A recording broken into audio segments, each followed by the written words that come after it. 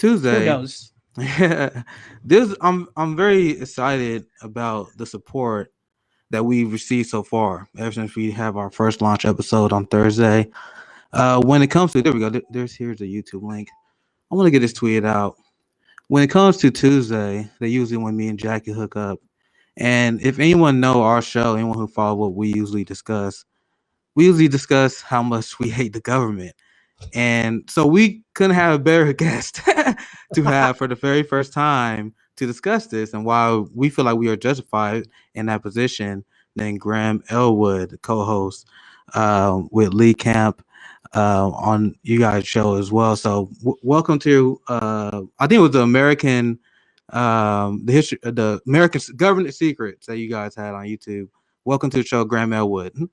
Hey, thank you so much for having me. Yeah, I do that show with Lee Camp called Government Secrets, and then I have my own YouTube show called The Political Vigilante, where Government Secrets. Lee and I have been doing this since last July. We just did our 36th episode, which I think drops today.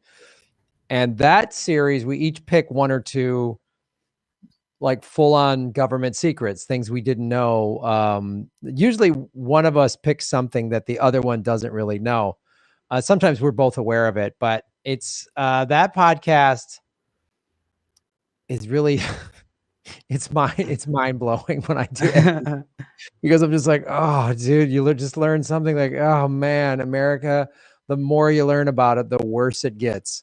And if you kind of trust your government a little bit, I go listen to our back catalog of episodes and see what happens after that and see how you feel, because it's not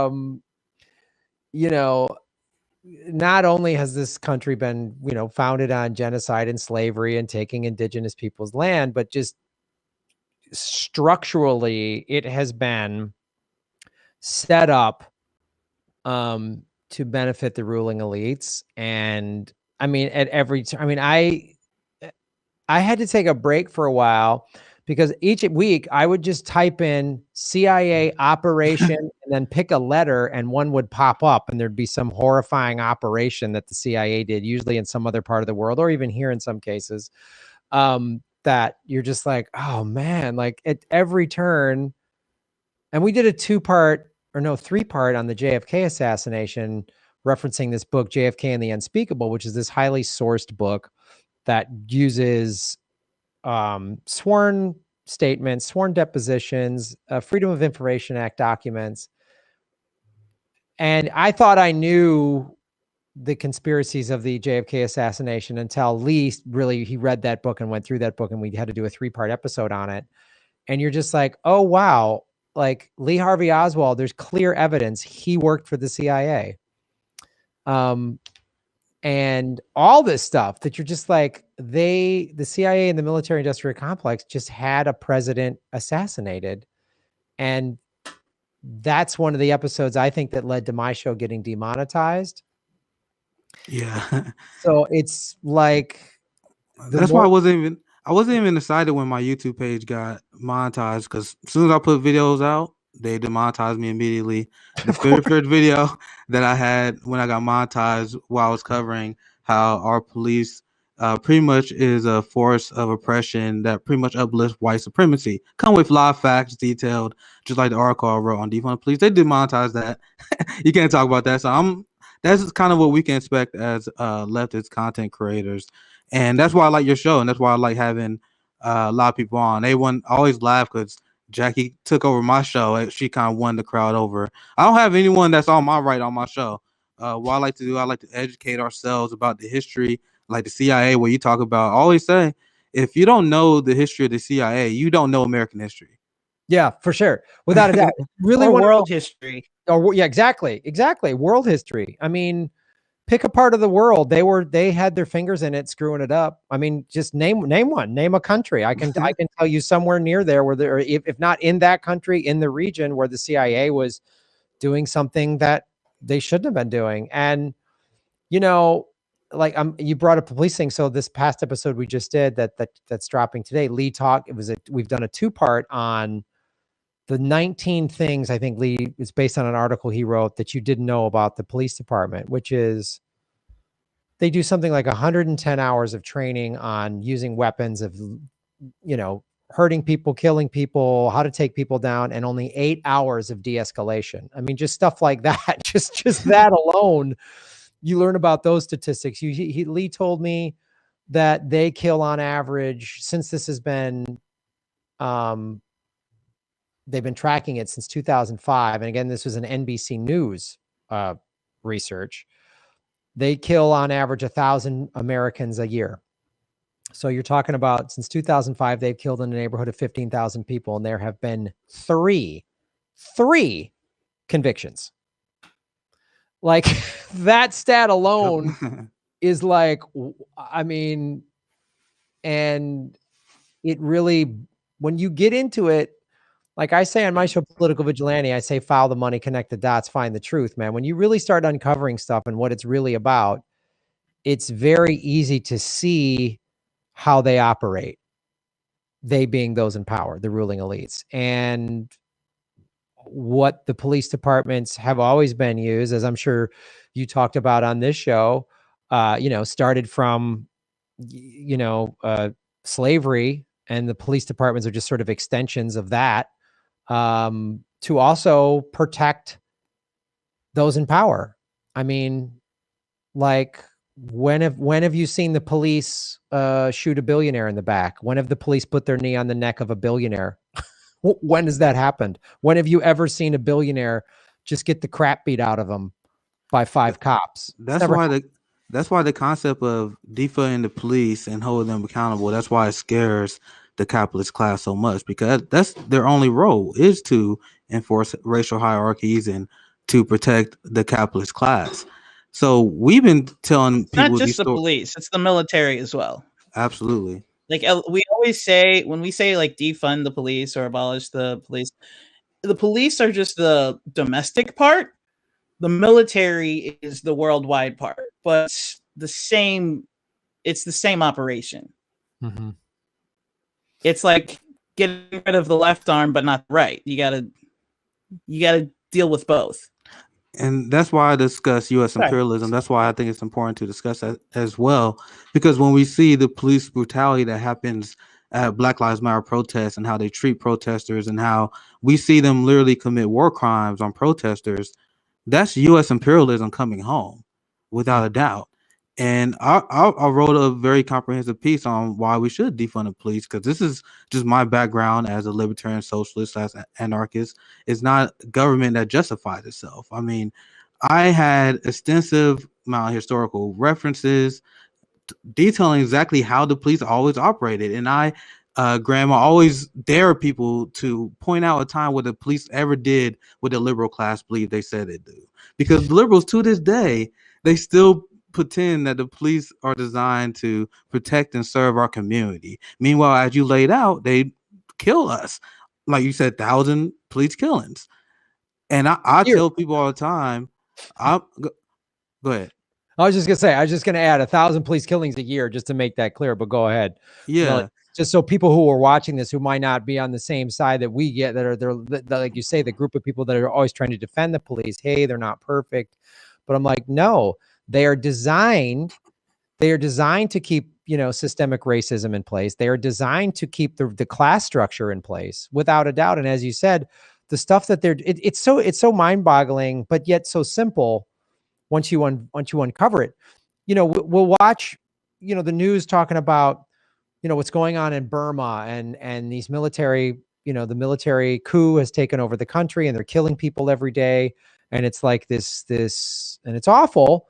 And the news always reports on it like it's this, miscarriage of justice. There's no democracy there. And yet when they cover our military in other countries doing stuff like this, our CIA doing stuff like this, or more importantly, when our police departments are doing this, they always justify. It's always different and justifiable. So I'm like, so if you're showing me Burma as this like egregious trampling of democracy and people's rights, as well it is, how is what our police department do on a daily, how is that any different? Like, explain. And they won't because they can't. They're funded to not do that. Our police is as I mentioned before, just another way where they can impose white supremacy and racial hierarchies. We discuss all the police killings, and I tell people all the time, this is why I consider Joe Biden and anyone who's sympathetic to the police fascist system that we live in, they are my biggest threat. They are white supremacy in a nutshell. And if you are supportive of giant police budgets and our fascist police system, like our current president Joe Biden is, you are the white supremacist. So I can tell you just personally, as a black man, I don't fear the random white supremacists. Like some like liberals, they think some guy with Nazi tattoos, like that represents white supremacy. And I always tell people the real white supremacy, and this is what we talk about in the black community all the time, is the man, the guy in the suit who legislates against our community. And that's what we see the police now. I mean, we saw they just now legalized marijuana in New York. They had statistics that show 95% of the arrests were people of color for marijuana. That because of broken windows policing. That's where they go after disenfranchised communities. It's by design, and that's why I want people to understand. Yeah, and there's so many examples of this. I mean, going back to the budgetary standpoint of this, like you look at Los Angeles, the Los Angeles Police Department gets 54% of the city's operating budget. The second largest city in the United States gives the police department $3.1 billion a year. And yet we have tent cities. We have massive high rises with really high end $4,000, $5,000 one bedroom apartments or condos or whatever. And we can't seem to figure out the whole homeless problem,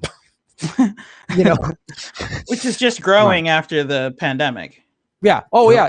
It's almost doubled is the number that I've heard. And if you live in Southern California, I defy anybody to drive longer than a mile before they see a tent city somewhere. I mean, anywhere in LA, you can't go a mile without seeing something, at least a handful underneath a bridge or something. And so again, it's that same policy of, what if we, and going back to defund the police. So we should be spending more money on programs, housing first, as they did in Finland, which had an 80% success rate. They put it in Utah. It had like a 90% success rate and they got rid of it. It's of course, because we can't have too good of an idea in this country. And then the same thing domestically, we spend, look what China is doing around the world, specifically most notably this recent deal with Iran, $400 billion deal. That's infrastructure. They're giving Iran all of this stuff, and then in turn they're gonna get oil. What's our solution? Sanction, which is an act of warfare. We've been sanctioning Iran and Venezuela and a handful of other nations during the pandemic, which only exacerbates the pandemic. And then we are also we need war. I mean, we are addicted. This country is addicted to war, just like it's addicted to militarized police. It's addicted to we have the highest prison population. I mean, it's just like when I see the news do these stories about all these authoritarian governments all over the country, like what country do they think they live in? Like, I mean, and then there's and I'll say something like, why are we criticizing China? I'm like, oh, well, China does this, this, and this. I say, okay, great, but we're doing it worse. I mean, and then you look at, what's happening in our own country. I'm sorry. Well, Russia and China are enemies. Is Chauvin was when he put his knee on? Was he with the Chinese army? Did Putin put him there? No, he did not. Did China contaminate the water in Flint, Michigan? Oh no, corporations did and bought out the governments and whatever. Michigan's a blue state, so the Democrats are corrupt in that state. What just happened in Texas? Was that China who screwed up their energy grid? No, it was a corrupt system that they're run by Republican oil guys. It's just like it was clearly Russia, Graham. Come on. Oh yeah, right. Well, it was cold weather, so Russia brought in the cold weather and froze everybody. There you go. That's evidence. There it is. So, and I share your the sort of rank and file, just racist white guy who's in a militia or whatever. Some of them are scary and they got guns, but they don't have as much say or power as the legislators who allow this to happen, or Yes. I think I'm almost more furious at like the neoliberals that consistently defend the horrific Democratic Party and do this lesser of two evils crap. It's just like Joe Biden wrote the 94 crime bill. Kamala Harris put 100,000 black men behind bars. And yet we're all supposed to do backflips when they beat Trump. Okay, great. Trump's gone. But we replaced the overt fascism of Trump and the Republicans with the rainbow flag wrapped fascism of Biden and Harris. I just like, to me, the covert is more dangerous because they do it in secret and you don't see it coming.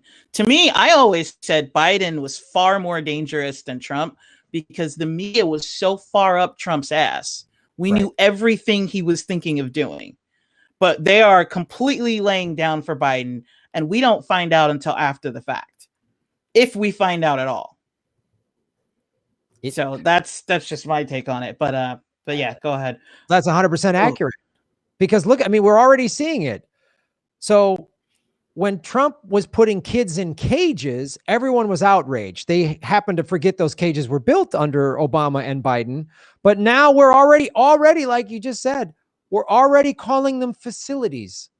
Like it's like he's not letting the media in, and finally let the media in. And it's already, and then you even have AOC saying, oh, it's bad what's happening, but we're not ripping kids out of the arms of like we did under Trump. And it's like, there's evidence to show that that's incorrect. In the media, that you're right. The covert is more dangerous. The guy with the Klan outfit or I know that guy's a problem. I see him. He's telling me, like, at least I know who he is. But the covert stuff, they're shaking your hands and they're even putting in, the diversity of the ruling class and make us go, well, the identity politics makes everybody, or liberals at least, go, oh, we did it. We fixed it. We have a first, Janet Yellen, first woman head of the Fed. No, the whole banking cartel is corrupt. Like there's no, and the media then spoon feeds this covert without asking any real correct, without the same outrage. Like I was hoping that once Biden beat Donald Trump, that we would have the liberals that would go sleep and get out of our way. But actually worse than that. Instead of going to sleep, they are now playing defense for the same things that they were outraged about Donald Trump. And me and Jackie on my show, we warned people about this a long time ago. And I said we had no win condition in this general election. No matter who wins, we are going to be screwed. We got to focus on the local level to make change in our real community. That was my take. Because no matter who won, the people that are actually in a disenfranchised community, they are screwed.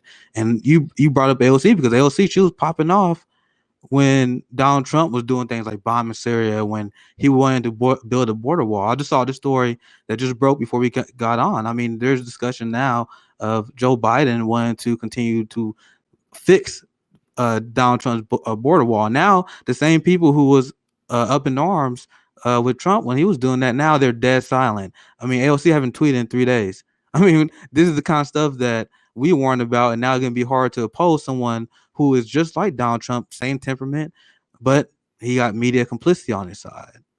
And his tweets. Did we forget that the wall started under Democrats, or we're not allowed to talk about that? Yep. No, you're not. You're not allowed to talk about it. That's a hate crime, Becky. Yep. I'm sorry. You can't say that. Okay, that was violence on my part. I apologize.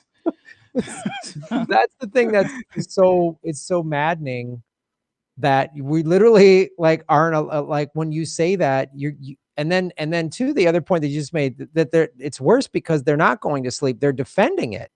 Yep. Like I put up a post in March saying Joe Biden is bombing Syria, but we haven't even gotten our stimulus checks yet. And then people were defending him. Hey, Graham, he had to. It was Iran-backed rebels. And I'm like, who told you?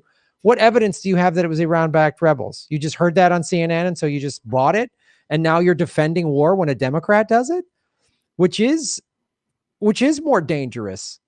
And it's like there was a really healthy anti-war movement in this country when after 9/11, when Bush was lying about weapons of mass destruction, was ramping us into war with Iraq. There was a big, loud anti-war movement. And then they went to sleep when a Democrat got in the office. They went to sleep, and they're so now they aren't going to sleep, but they're just vocally defending this as well, at least, but Trump was, and it's just like, that's how they start every argument is, yeah, but Trump. Exactly. And you're just like, they don't want to look at the big picture, and they've all been propagandized, and they think they're so much more woke than the like Fox News viewing, red state voter. And I'm like, how are you any different?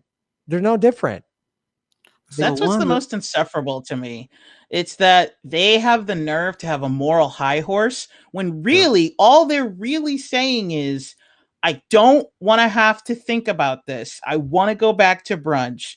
And if you make me realize that the Democrats are just as bad as the Republicans, I might, because of my pious stance, I might actually have to do something about it, and I'm not going to do anything about it. So I'm going to fight you word for word so that you'll just shut up and I can go back to brunch. Because the Democrat's in office now, so obviously that means everything's fine. And despite the fact that we put in the same Democrat that created the conditions that gave us Trump, obviously that can't happen again. Like, we're good. Like, let us go back to brunch. That's such a great point, Jackie. At their core, they really don't want to do anything about it. Yeah. At their core, they really don't want to fix the system, because it's easier to just go, oh, the bad group over there, the Republicans or whatever. It's easier. And I mean, it's the same thing on the far right voters. They just want to say the Democrats are bad, and they don't want to look at how the Republican Party has screwed over working class people. They just don't. Americans are so fed such nonsense that they just can't. They don't want to do it, and they really don't. Americans, I've always said this, Americans don't want to know how the sausage is made, and when you tell them how it's made, they get mad at you. Yeah. They shoot the messenger. Yeah, they shoot the messenger. They're mad at you. How dare you tell me that this delicious hamburger is actually bloody murder? Then they're not going to change their. Some people go, oh, that's gross, I'm going to become a vegetarian, in keeping with this analogy. But most people are going to get mad that you brought that up. And so I don't know. I mean, I will say this. There are more people flat out like this show. You're calling yourself Fred Hampton Leftist, which is just like awesome. And more people are just coming out and saying it than I've heard in my lifetime. Now, I mean, I'm 51, but like nobody was openly calling themselves a socialist 20, 30 years ago. Nobody. The most independence of all time is now being tracked right now. So we've seen a record amount of people reject the two-party duopoly. I mean, we even see now, I mean, people are just feel like they have no other choice. So that's why they feel like they had to vote for a lesser two evil. But if you ask and talk to people, they don't like the two-party system. They don't like the Democrats. They don't like the Republicans. Partisanship makes my skin crawl. And that's why it really upsets me when I see people that I used to respect. I mean, I was sounding the alarms when I saw how the liberal class was covering Trump, because I was very critical about Trump the same way I am about Biden, but about the substance things he was things he campaigned on, like fighting against trade, ending the wars, but he never did with none of those things. But the liberal class was silent about those things. And now I was warning them about when the neoliberals take control, because they were silent on those things because they actually approve and they don't want to set themselves in the corner later. So I'm upset because we have Bernie Sanders. He introduced a resolution to end the support of the genocide in Yemen. And now Joe Biden is expanding that under his watch.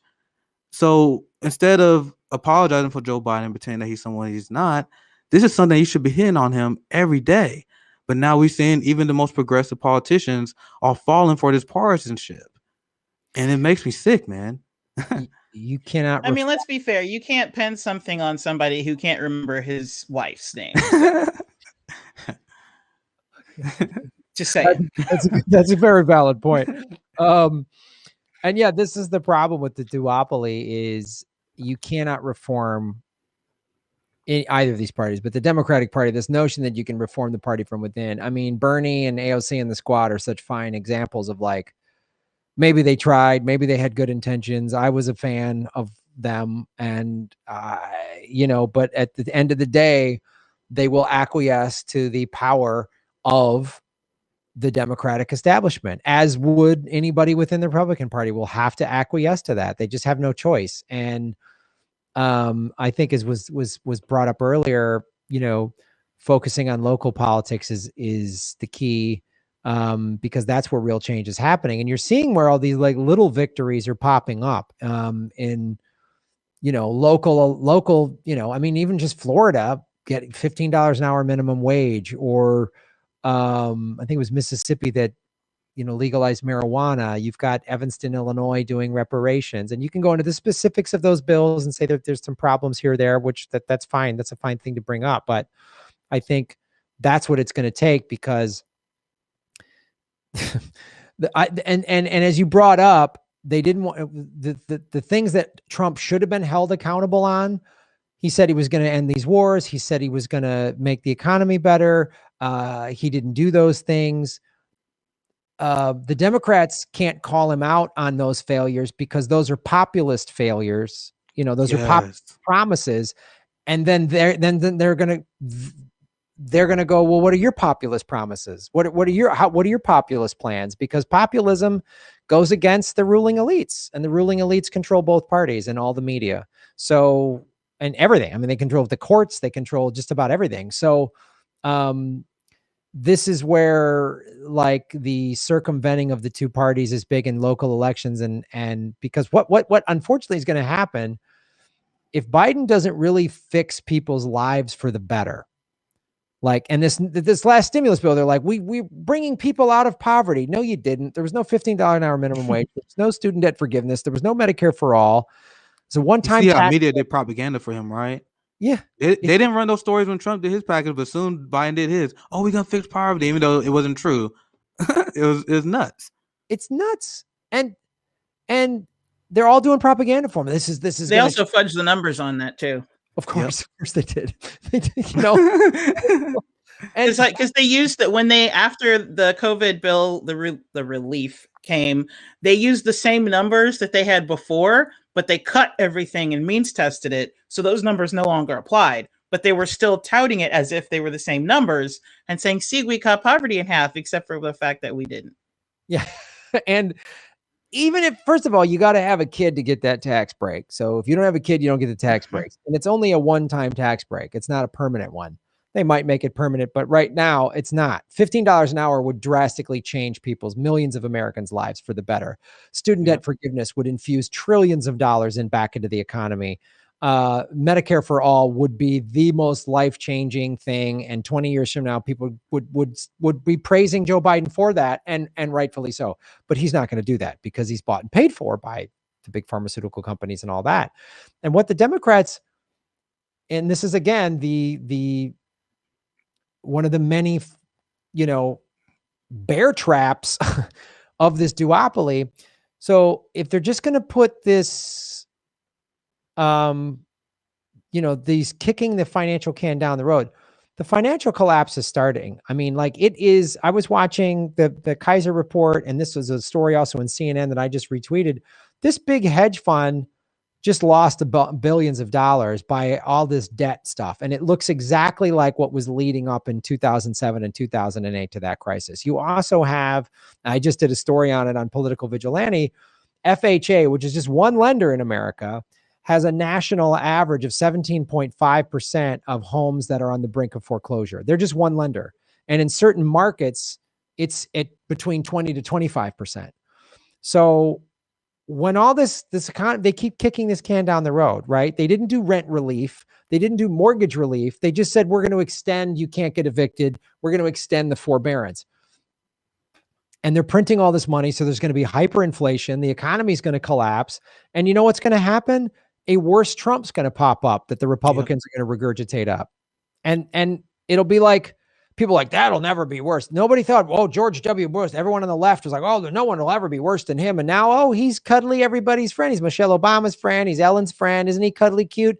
Well, let me tell you something. Trump was an idiot. He was just dumb, a dumb narcissist. He was in position to stage a real coup after the election in November. And we could be in the middle of a civil war right now. But he was just too dumb to even think that way. He didn't even use January 6th.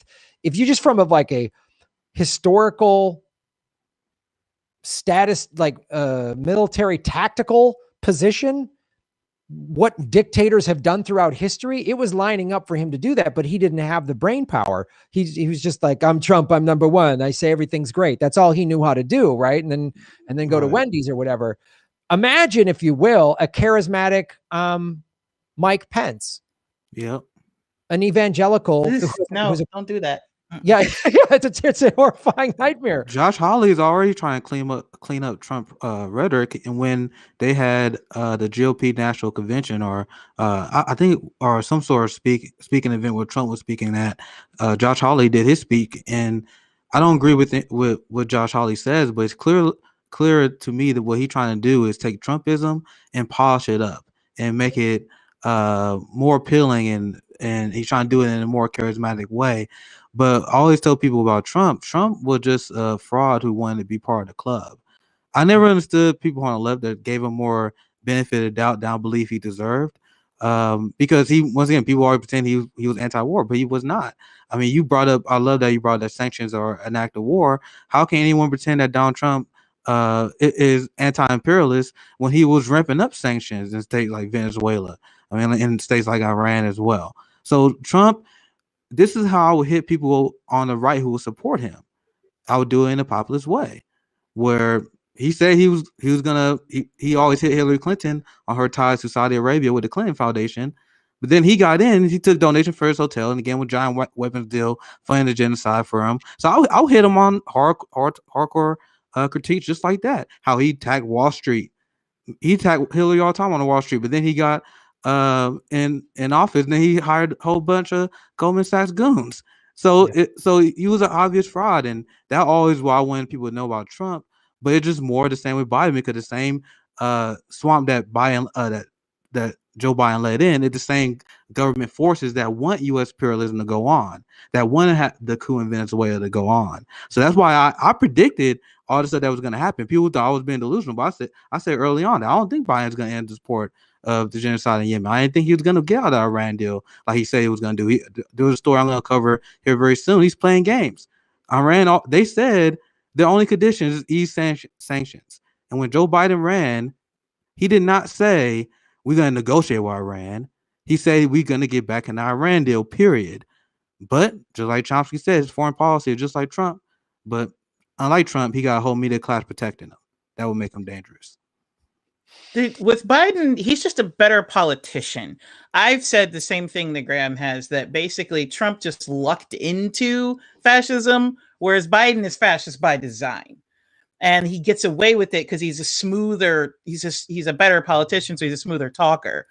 Jude commented, the COVID bill may have been crumbs, but there were 49, one non-voted Republican, that said, get effed, you don't even deserve that. What you're forgetting is that that's after the Democrats dropped the ball when the Republicans came to the part. They came with anything and everything before the election. And the Democrats decided to play politics with your money. And they said, no, we're not going to do anything in the hopes that you guys lose so that we get power. And then we'll give you whatever crumbs we decide to give you. Don't forget that part. Okay, just wanted to say that real quick, because everybody act like I hate this. The Republicans bad, Democrats bad. They're all bad. Right. Yes. Okay, yes. I'm sorry, but they are. Nobody is looking out for you. Just throwing it out there. Nobody. That's the thing. I really hope, and unfortunately, I hope Americans wake up. Unfortunately, I think it's going to be a massive economic collapse for them to really start waking up. Unfortunately, I hope that isn't the case. But when Americans, and it's, and especially I have more hope for younger people, because unfortunately, too many people, my age and up, mid 40s and up, grew up watching traditional media, and so they still think that that's where the truth is. And I'm hoping that people like under 40, especially under 30, are like they didn't sit down and watch the evening news. They've always gotten their news sources elsewhere. So the realities are the realities. I mean, you can just sit there and people are just going to see they're getting screwed over. I mean, that and look, part of what Trump appealed to, again, he ran a populist campaign. Yes, it was racist. Yes, it was xenophobic. Yes, it was sexist. But he still said, hey, you've been abandoned by the system. You lost your job. The American dream is no longer available to you. I'm going to come in and give it to you. Obviously, it's not true, as we've pointed out.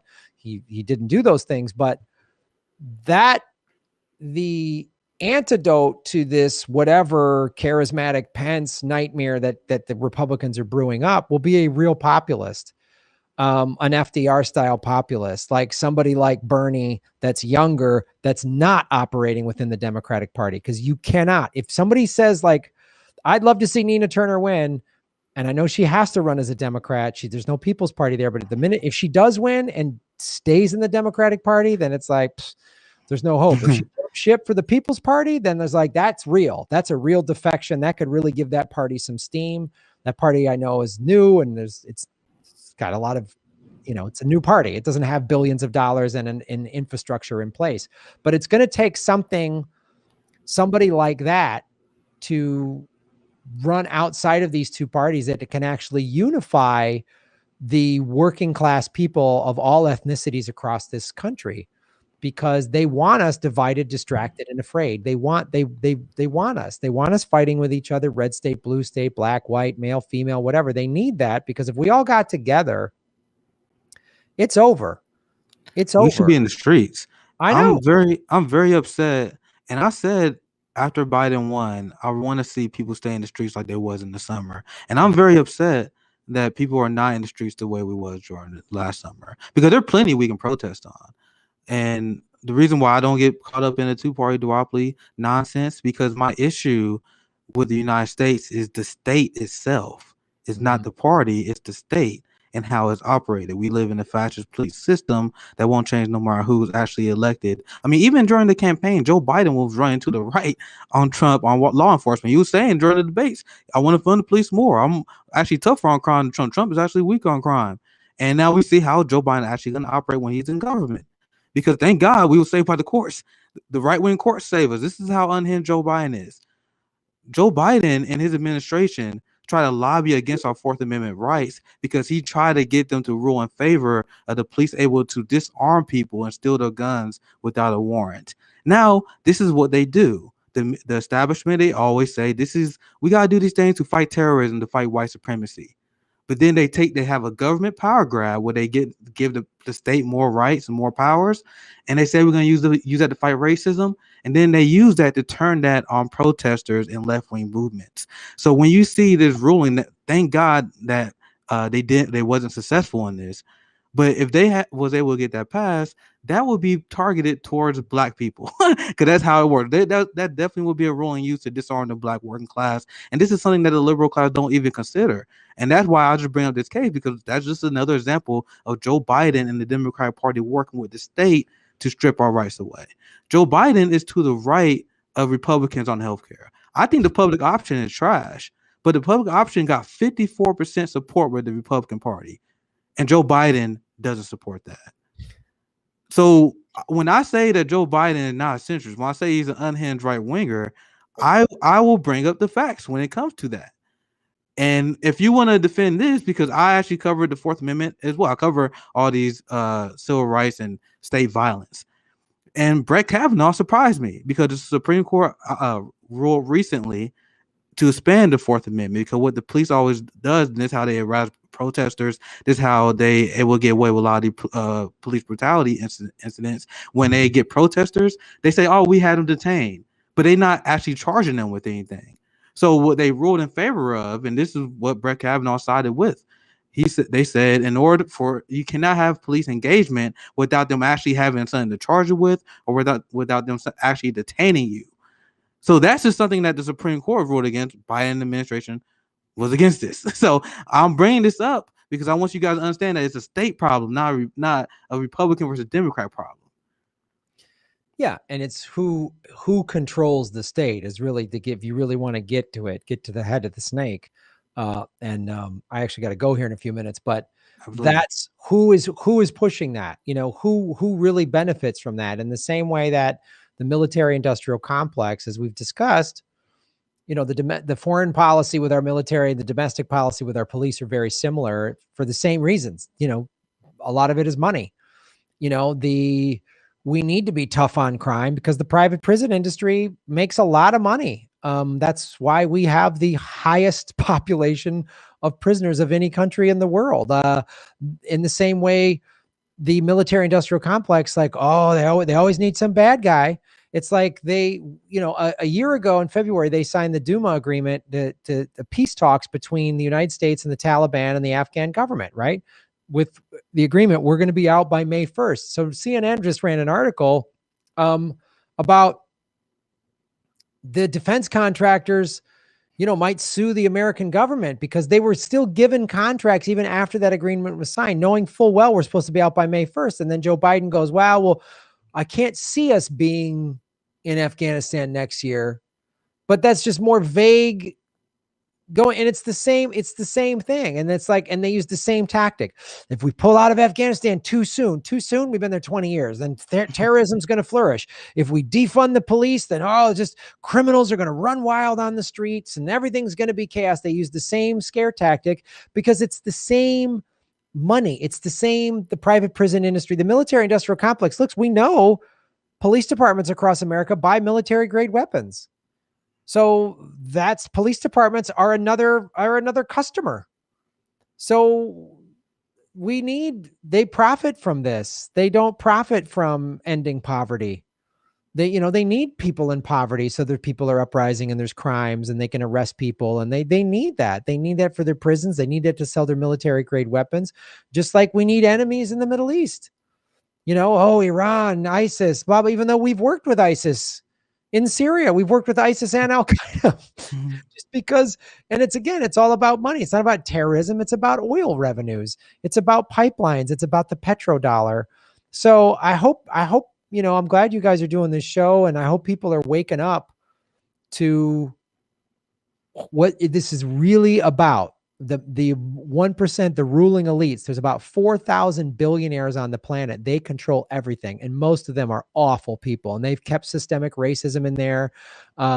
And they do sex trafficking and arms deals, and just they're horrible, soulless motherfuckers. I mean, I don't know how else to say it. They're the fucking worst people, man, and they control everything. Truth. And it trickles down. Yep. Keep preaching the truth, Graham. Thank you for coming on show again. This is exactly why we brought you on, because this is what me and Jackie like to do. We like to explain to people why we dislike the state. I mean, when you hear the show, there's nothing that you can call conspiracy theory that we said. Anything that we say, you can back up. So I don't understand how anyone can believe that I'm out of line with our political beliefs. That's why I thank you for coming on the show and preaching the truth, Graham. Where can they find you?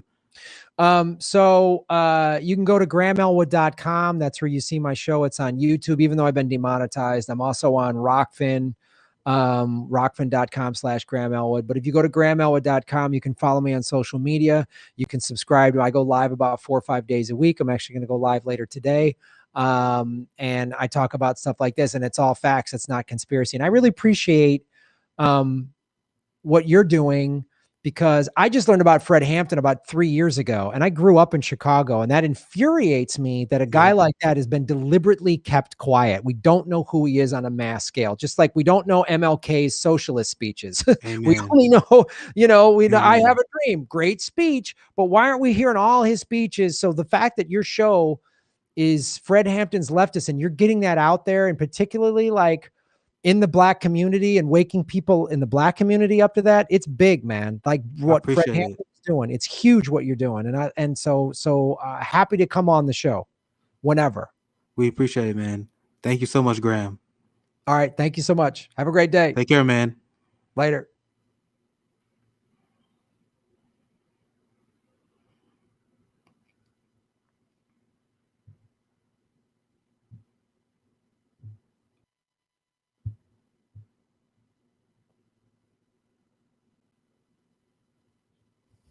So, Jack, you still there?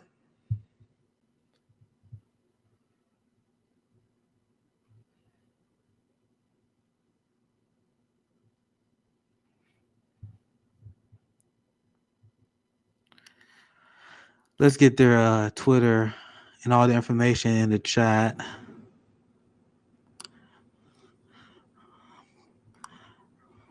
I think they can hear me. Can you guys hear me? I don't know if you guys can hear Jackie. We can't hear you, Jackie.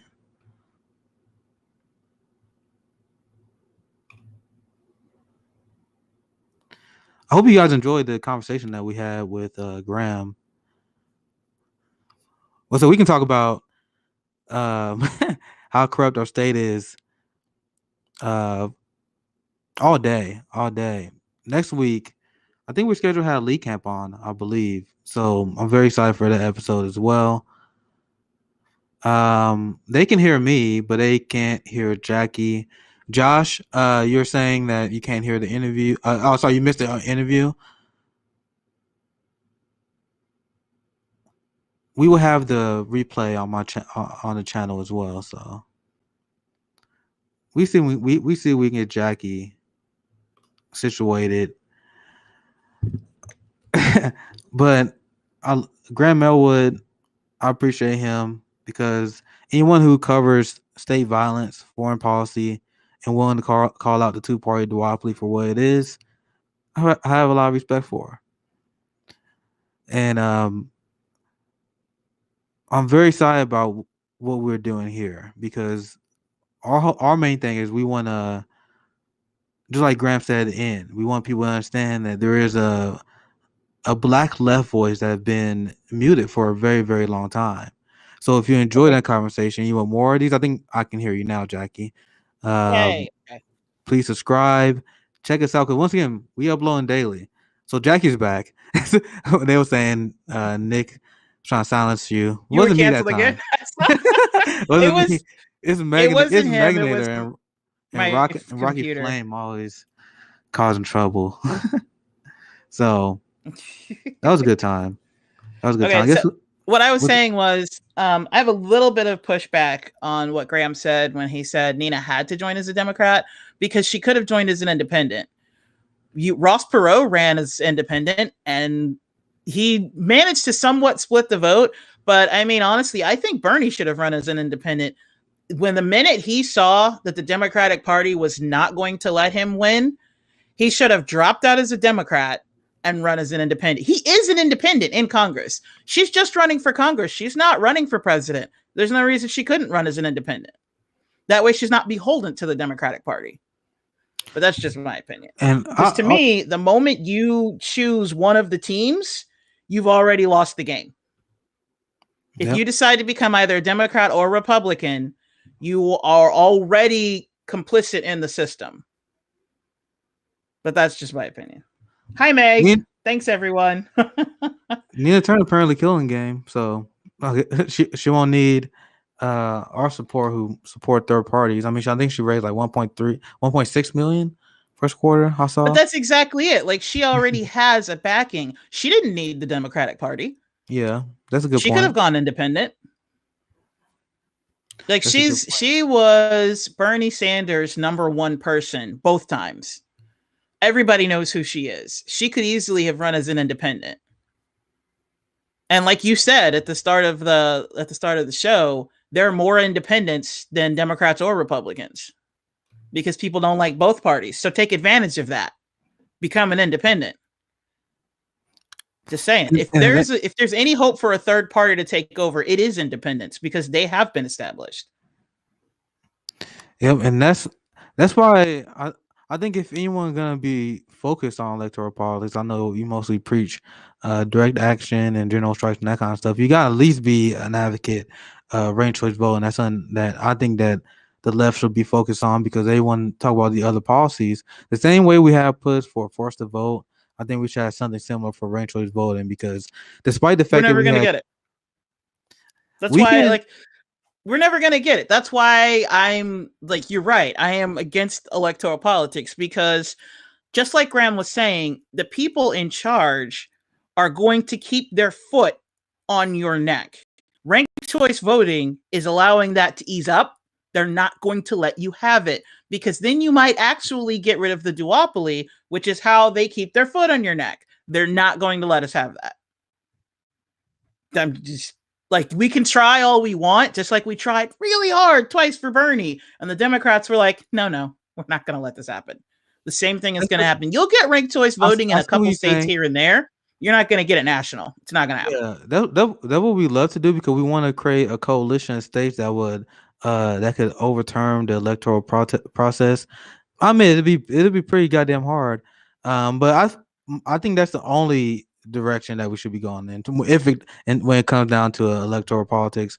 And I think direct ballot initiatives, that's probably our only chance. But there's been stories that have been popping up for the last few weeks all over the country, how you have Republicans and Democrats teaming up to stop some of these initiatives. So Missouri, we had a ballot initiative to expand Medicare, and now there's a lot of Republicans who want to overturn that, and they have the government had the power to do that. So if we actually was ever in a position where we can actually get something like ranked choice voting and challenge a duopoly, would they just overturn it and render all our efforts useless? Most likely. Yes. But that's 100%. the rallying. Yeah, that's the rallying call for the general strike when something like that happens. But unfortunately, we are pacified as hell. Unfortunately, that's why, to me, I think our immediate steps, like, I understand that you're focused on the local level of politics. I'm 100% done with politics because, again, like, you can make small changes on the local level, but the changes that really need to be made, specifically like environmental, the large scale changes that have to happen immediately, those are not going to be allowed to happen without a general strike. So for me, the thing that we need to be doing right now is building up mutual aid networks, because that's the first step in a general strike. Once we can get enough mutual aid, then people can actually afford to not go to work and to protest not buying something. Like, right now, why do so many people use Amazon and Walmart? Because they have the cheapest products. When you're broke, you buy the cheapest products. You don't care about the politics. You just need the thing, and you can afford it from one of those two places. So that's where you get it. And that's the monopoly. That's the stranglehold that those companies have. That's why they're so popular. If we can have mutual aid, then we can tell people, hey, we got you. Don't go to work. Strike. And we can tell people, hey, you need this thing? Don't buy it from Amazon. Don't buy it from Walmart. We're going to prop up these mom and pop businesses so that you can buy it from them. Or maybe we'll help you be able to afford to buy the mom and pop businesses. Because that's the thing. Walmart's business model was to drive, they come into a town where there are a bunch of mom and pop businesses that have a bunch of different specialties. They come in, they drive down the rates of everything to the point where local companies can't compete. They can't, through their distribution, through their just the operating cost, they can't possibly keep Walmart. Walmart usually comes in the first couple of years and operates at a loss because they sell things so cheap. And then they drive out all the local businesses, and then they can raise up the rates a little bit so that now they make enough money because they have no competition. Yep. So they're a monopoly without being a monopoly. And the same thing with Amazon. Amazon is where you go to buy things the cheapest online. Walmart's where you go to buy things the cheapest in person. And we can't tell people don't shop there when the alternative is the exact same things you need are more expensive, but you're not even making a living wage. Yeah. So I'm sorry that you need to buy your fruit from someplace. It's cheaper to buy fruit from Walmart than the local shop, even the grocery store, because it is cheaper to buy fruit from Walmart than the grocery store, even though it tastes like ass. But if you have like $10 to get groceries, you're going to go where that $10 can stretch. So I don't blame people for going there. I don't blame people for working there, because you work where you get hired. Yeah. And so I think the first thing we need to do is set up mutual aid. That's the first step in a general strike. And then you can tell people, hey, then you organize and you say, hey, we're going to stop patroning Walmart. We're going to stop patroning Amazon. We're going to stop going to work. You can do, and here's the thing, like I was talking about this with Ashley and Monica, you can't do like nobody shop on this day. No. Yeah, It's that got makes to no sense be, to you me. got to go back to the civil rights movement. And it's like, we're going to shut this shit down until you decide to meet our demands. It's not like, oh, there's no shopping on the day after Thanksgiving. No, it's, we're not shopping here until you pay your people and until you pressure the lawmakers to change the laws in favor of workers. Until you do that, you're about to go broke. Yeah, the one Nobody's they said. getting a bonus this year. We're just, you're going to shut this shit down. It has to be nationwide because now companies are global. So it has to be all around. It should be all around the world, but it has to be at least all around the United States. Because if they do that, like Tesla's a prime example of this. During the pandemic, California was like, it's not safe. You can't open your factories. So then Musk was like, well, I'll go to Texas. That's why it's got to be statewide, or it's got to be nationwide, because billionaires will do that. Billionaires will just be like, well, if New York is actually for the workers, then I'll just go to Ohio. Yeah. So it's got to be everywhere. It's like, no, we will not, nobody will spend a dime until you do this. Yeah, that's the only way it'll be That's, effective. And that's why I never understood the one day thing either, because it's like these giant corporations, they'll wipe their ass with one day. If anything, they'll lay off some lower level staff. I mean, that it never makes sense to me, but I'm like, I guess they know what they're doing. But you got to have a sustained level of economic pressure.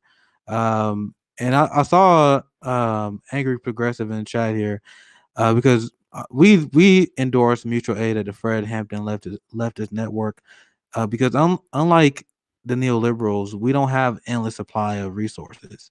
I mean, if you're balling and you want to spend your money in a lot of different ways, I'm not gonna fight you. But if you're one of the people that want to give to a cause and you're on a tight budget, can you really justify spending that money on the Democratic Party where apparently a lot of progressive politicians are funneling money to corporate Democrats that are against Medicare for all, apparently.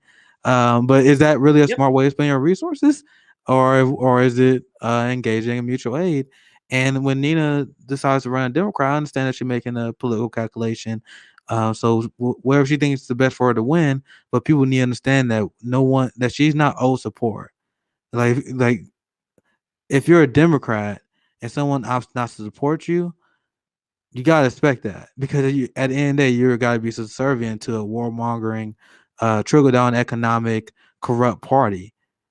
So I agree 100% with that. Let's see what else the comments were saying. I know we had quite a few that was missing out here. I'm pretty sure the Somebody reason. just Go ahead. mentioned, I lost the comment because so many people have been talking, but somebody just brought up the fact that, like, they said they agree with me on like Walmart and general strike and everything, but we don't need to abandon electoral politics because that's Go what down they to four. want. They want fewer people to vote.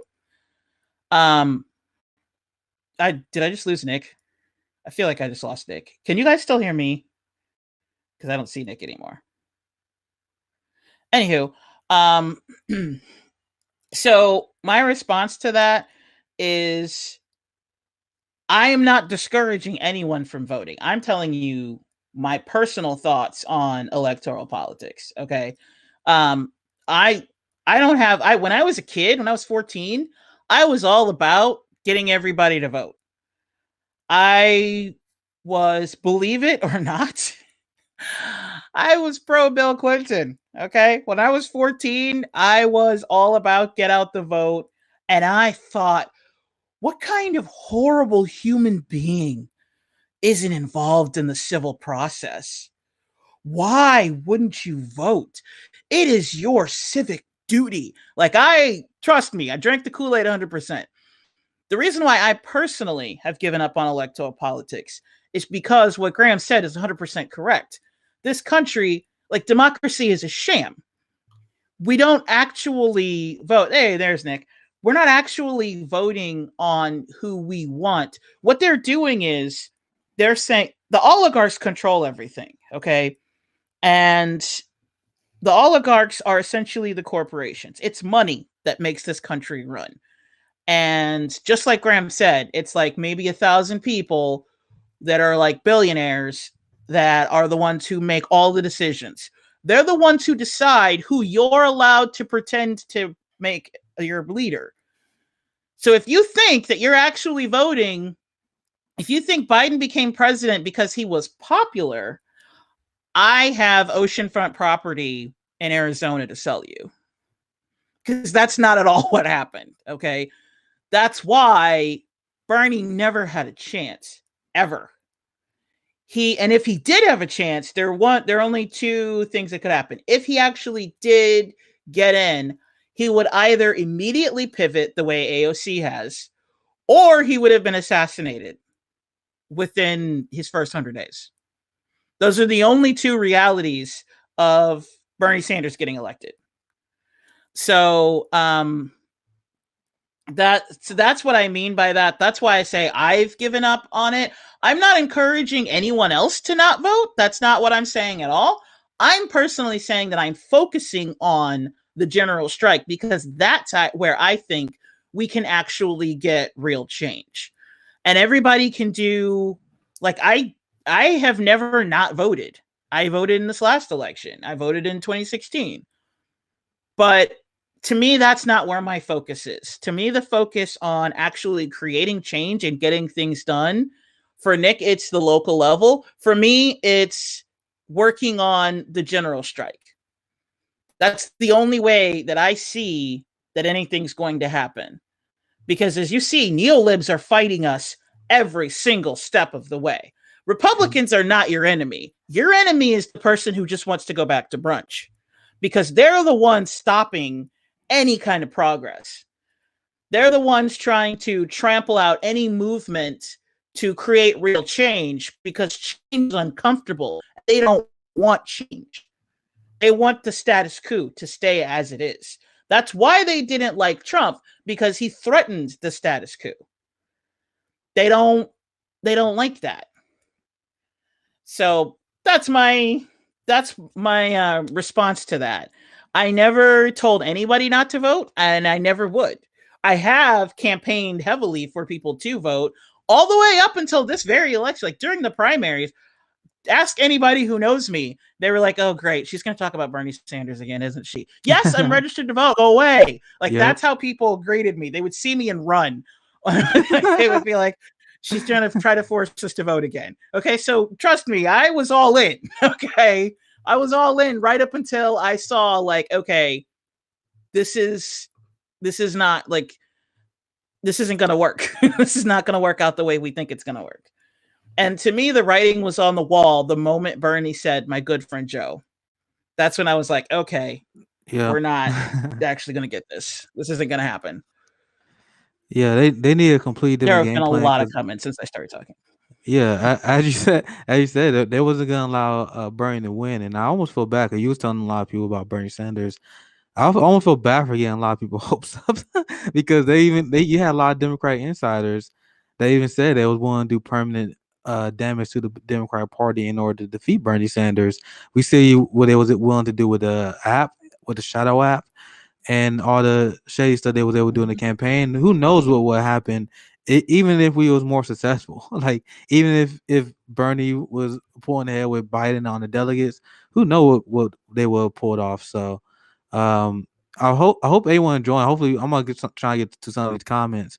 Feel free to ask us anything as we close out this stream. But if you are enjoying this, please leave a like, subscribe if you're on Twitch, follow as well. And I mean, you guys all saw what they are doing to Graham and what they're doing to independent media in general. I mean, our algorithm is making it tough for us. So the way we grow is by we need, like, if just one subscriber share it to one friend, that'd be great, right? So if you enjoy this and you have a lot of lefty friends, or if you just want to radicalize someone, I humbly ask you to share, because that's kind of the only chance that we had to grow. We're not going to get any favor from the algorithm. But I do want, once again, much respect to Graham Elwood for coming on the show. Appreciate you for coming on as well. Let's see. Also, I have a few stories. Should we get into some story, Jackie? Let's see if there are any other questions that we can answer before that. Quick, somebody asked what my at is. Yeah, I wanted to find it. Somebody asked what my ad is. It's just at Jackie Poll, at Polls Jackie on Twitter. I'll put in a comment. I'll put in the comments here. You can just search for J motherfucking P, because that's what my name is. Powerful name. I'm a dork, okay? I call myself the Sam Jackson of movie commentary because I talk about Star Wars and the MCU so much you think I'd be in it, and I also use motherfucker a lot. I almost want to get your live reaction to whenever I watch a Marvel now. After I was on your first movie podcast and how you dissect it so much. So I was watching Falcon. Falcon was pretty. I wonder. When I'm watching this Falcon kind and of Winter stuff, Soldier, that's good. yeah. When I'm watching this kind of stuff, I'm like, wonder what Jackie thinks. Like that's kind of what like be in the back of my head now. So See? let's see. I'm the Sam Jackson of movie commentary. Yep. Yep. So how you want to close this show? How you want to close the show? Do you want there's to do one a few more more stories? Question. Okay. Questions. Well, let's talk to the people. Yeah, that's fine. So the That's marvelous Jackie Poles. fine. Megan, you flatter me. Someone said, because I said, Republicans aren't our enemy, and somebody gave a little pushback to that, saying like, oh, the people voting against giving us anything, they're not our enemy. Okay, do you remember maybe it's just because I'm 43. So I have the benefit of having seen Republicans and Democrats before the Overton window was shoved to the right. And back then, Republicans and Democrats, like basically what would happen is Republicans would be like, we want to shut everything down and like have the government pay for nothing. And Democrats would be like, we want the government to pay for everything. And then they would go together and hammer it out and be like, okay, the government will pay for like a couple things. And that's how it worked pretty much, right? Now, because Democrats are essentially Republicans are moved so far to the right and the Democrats moved so far to the right, you basically have both parties saying, we're not going to pay for anything. And what happens is the Democrats agree. So you have the Republicans saying, we're not going to pay for anything. And the Democrats going, oh, they said no, we can't do anything. And you're like, but you have the majority. They said no, we can't do it. You have the House. Doesn't matter. They said no. You have the Senate. They said no. There are more of you in the House and the Senate, but they said no. You also have the presidency. Hey, I'm telling you, they said no. And it's like, okay, so this is just a sham, right? Like so what I mean by the Democrats aren't the liberals aren't your friends is because it's the liberal class that used to push. Liberal class used to be like, hey, Democrats, do this. And then the Democrats would do that. But now, because Democrats are funded by the exact same billionaires as the Republicans, they don't listen to anybody anymore. So now it's the same. You basically have two Republican parties. So if you wanted to get anything done, you need a Democratic Party. You need an actual left. We don't have a left. We have two rights. So we're just awkward. And it's like we're falling to one side and we're going to fall off. That's what I'm saying. And also the liberal class gave up on talking to their politicians. Like you can hear it in country songs. Like I Wrote My Congressman. It used to be a time when if you didn't like something, you would write your congressman. And if enough people wrote about that thing, then the congressman was like, okay, I better address this because if not, they're not going to reelect me. So your Congress people actually did fear you. Once you were old enough to vote, especially if you had enough money to donate. But again, that has changed because now the Democrats are also funded by the billionaires. So now nobody cares what the average person is saying. They're just not listening at all. And that's what I mean when I say, if you think you're voting for who you thought people supported, you're wrong. Because you're voting for who the ruling class put in front of you and they allowed you to pick from. That's why I say electoral politics is a joke, because you're not actually choosing who you think. There's no such thing as actual grassroots anymore. The closest thing we got to that was AOC. And now you see, before she finished her first term, she is fully assimilated. And she's supposed to be uncorruptible because she was given money by the people, not by the corporations. And within her first term, she's toeing the line. That's why I say electoral politics is a joke. But I'm not saying don't vote. I never said that. You do what you want to do. You're an adult. Once you hit 18, your decisions are your own, homie. Do your thing. Don't listen to me. I'm just a moron in California. Like, do your thing. I'm just saying what I like, how I feel. Pretty spot on to Okay, me. go ahead. I mean, because just like you said, the Democratic Party and the ruling class, they really have no reason to listen to their base. Because at least Republicans, they'll at least pretend to listen to their base. They will do wild gestures just to appease their base. Meanwhile, you have, I mean, I always bash the liberals, but even when you look at polling questions when they ask Democratic Party, I mean, the party is actually pretty, and the country is actually pretty progressive, pretty leftist, because they even painted defund the police as a massively unpopular policy position, but they didn't tell you this. And I looked at the polls, even this summer, even when it was really unpopular, there was two groups that massively supported, even when it was unpopular. It was black people and Democrats. So you have a lot of people who support Democrats and vote Democrats, but who are progressive, who want to do things like defund the police, who want like they always pretend that Medicare for all is unpopular, but the support for a public option Medicare for all is literally the same among even among Democrats. So they pretty much like give us something else, like anything other. Anyone heard my take on the public option? Why I think it's trash, but the reason why people like the public option because they literally just saying anything else other than this. Meanwhile, Joe Biden ran on that public option, which once again massively supported by Republicans. Got paid by big pharma throughout the course of the campaign. They ran anti-Medicare for all attack ads during the debates. They ran anti-Bernie campaigns during South Carolina, where it was really crucial during Super Tuesday. So then that made him support Cobra, which is a giant healthcare insurance giveaway. So this is what we mean when we say if you're gonna think you're gonna support a Democratic Party, you're gonna get anything better when you having the same level of ranked choice corruption.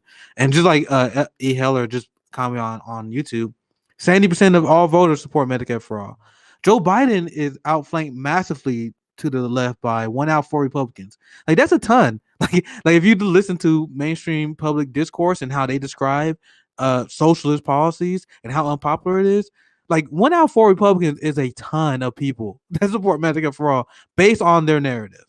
Based on their narrative, never. Like you would think that number is like 1 out of 20 based on how they describe how unpopular Medicare for all is. Oh, you immediately lose swing districts, even though the last campaign, people who ran on Medicare for all, they won like all the races while people who supported, they was wiped out. That would happen this last race. And they wonder why they couldn't retake the Senate in larger numbers and why they actually lost House seats, even though they defeated Donald Trump by 8 million votes, because you had a lot of these Democrats who was anti-Medicare for all in these districts where their Democratic insiders told them, oh, you got to run as a Republican and you be more likely to win. Meanwhile, they got their ass beat. Say hi to High Camp and ask her how well her campaign went. Ask her how well Claire McCaskill in Missouri, how well her campaign went when they ran as a Republican. So they don't do it because they actually believe they'll win, because they actually understand their role in keeping the Overton window to the right. That's how the two-party system works. Yeah. I like What else? the Chiefs military said, now if enough people write their representatives, they can get performative flags and t-shirts and signs. And you're 100% correct. Like, that's what they do. They have the Democratic Party, to me, is a sham because they have shifted everything into identity politics. And then what they do is they say, hey, here's somebody who looks like you.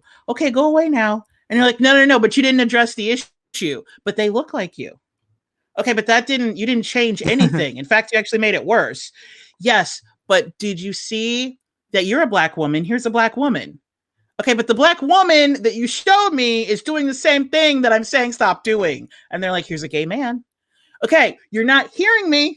I want change. It is change. Black Lives Matter on top of the bombs that we're going to drop. That's not helping anybody. You know? Speaking of that, because they hide on identity politics, and they do that so they can pretty much implement U.S. imperialism. I want to do it. I just want to make sure. I want to make sure I get this guy ethnicity correct. But Alejandro Maricas, yeah, he's Cuban. I just wanted to make sure I was correct before I said it. But he was celebrated. I think that's the screen share button here. I'm gonna just test this out, see if I can get it to work. because this is the story that has everyone chatting today. So I'm gonna see if I can get this share screen to work. But Yeah, this you just is hit present to get yeah, I to just it. put present. I think I'm sharing now. Hopefully that's showing for. Let me. I don't know if the crowd can see it. This is the first time I'm using it. What I'm trying to share. Hopefully it's working. It's a story. I don't see it. You don't see. I know it says sharing, but I'm not. I don't know if the audience can see it. I Oh can't even well. see it. Yeah, I know. I'm not sure. Like it Oh, actually. there it is. Okay. Maybe it's a lag. Um. Anyway, I don't know if the crowd can No, see it, but I'm gonna there is a report. lag. I'm gonna report on it anyway. Well, because I remember when he was first announced as a pick, they was like, "Oh, he's the first Cuban guy." This is him here too. He's a Cuban American. But meanwhile, this is the big story today, where the Biden administration say they're actually going to continue the Trump border wall. And the guy who's responsible for announcing this and the head of DHS who's flowing this idea, the man in charge was the guy that was like, "Oh, this is great because we got someone who's a Cuban, he Latino descent. It's amazing that we have someone in this position." Meanwhile, he continuing the same policy as Trump. All right, now let me stop the screen share.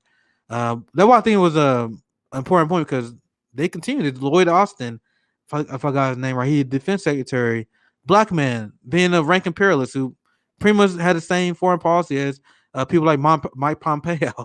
So this is how they trick you. Let me see. Let me put it back right here. So yeah, I think it was a lag, guys. We're getting used to this new platform, but I think you guys saw the headline. But that was a story that you guys see all over Twitter. Um, And this is, I mean, I'm gonna be honest. I caught a lot of things about Biden, but I didn't think he would be that brazen. where they would be like, all right, look, we even gonna finish the border wall, we fine. I knew that that the immigration situation wasn't gonna change, but man, Biden is really horrible. Like why would you even give him this political victory? But that just show how deeply entrenched with the U.S. immigration system and the immigration complex he is, right? So I said Biden would be just like Trump, but even when I saw that, even I was like, damn, dude, for real? Like you want to prove my point that to that extent. I gotta get used to the strange girl on there. But that's pretty much the story. You just have to realize that like when you hit send, it takes it like when you start it, there's like a 30-second delay. So just wait because nobody can see it until then. And then once I see it, I can put it on the screen. And then it's another like couple second delay before everybody sees it. Okay. And this is just another lie by Biden as well. Because I have this here. So I what? here. Biden lies? No. All but across, he's a Democrat. Almost every crucial thing that they point our finger, they wag the finger at for that he backed off on. Because now with the story about Biden DHS, we started the construction of the U.S. Mexico border wall. This is what he was saying while there was campaigning, August 5th, 2020. Biden says there would not be another foot of border wall built under his administration. And this is what he's saying again. Biden order to halt border wall project will save U.S. $2.6 billion. Once again, this part of the media class that has wanted to do propaganda on behalf of Joe Biden. So, and the funny thing is, I want to see if I can find a story. This shows why Biden is dangerous as well, because I find it very, very interesting. And I admit this is more theory more than anything. There was just an op-ed written in the New York Times where some guy, I don't know the name, I don't remember the writer, but he wrote a op-ed where he like, I think Joe Biden, he should finish Trump's border wall. And then that story came out and everyone dragged him. Everyone's like, what the fuck you talking about? So that op-ed publishes in the New York Times and then this story comes out? I don't think that's a coincidence, right? Well, no, because they use the media to introduce an idea. And like the media, not when I say the media, I'm not just talking about like the news outlets, also even movies and TV shows. Because the more people see and hear something, the more comfortable they are with it. So before you can get a black president in real life, you had to have a black president in a movie. And then you had to have one in a TV show. And then you can have a black president in real life. And so, like, Morgan Freeman is who actually paved the way for Barack Obama. Let's just be real.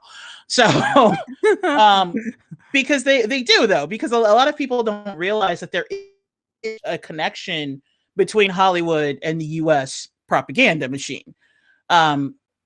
So that's what they do. They float the idea in an episode of a TV show or in a movie, and then you'll see like a little piece here and there and a journalist thing, or you'll see an article written about it, or you'll see CNN reporting on it. And it won't even be CNN at first. It'll be some off-brand something that'll report on it.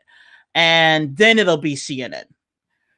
So by the time it hits CNN, you've heard it enough that it becomes, it's okay to you now. Because if they just came straight out and were like, "Hey, we're gonna finish the border wall," then you would have people like, "What? That's the same thing as Trump." But you gotta spoon feed it in.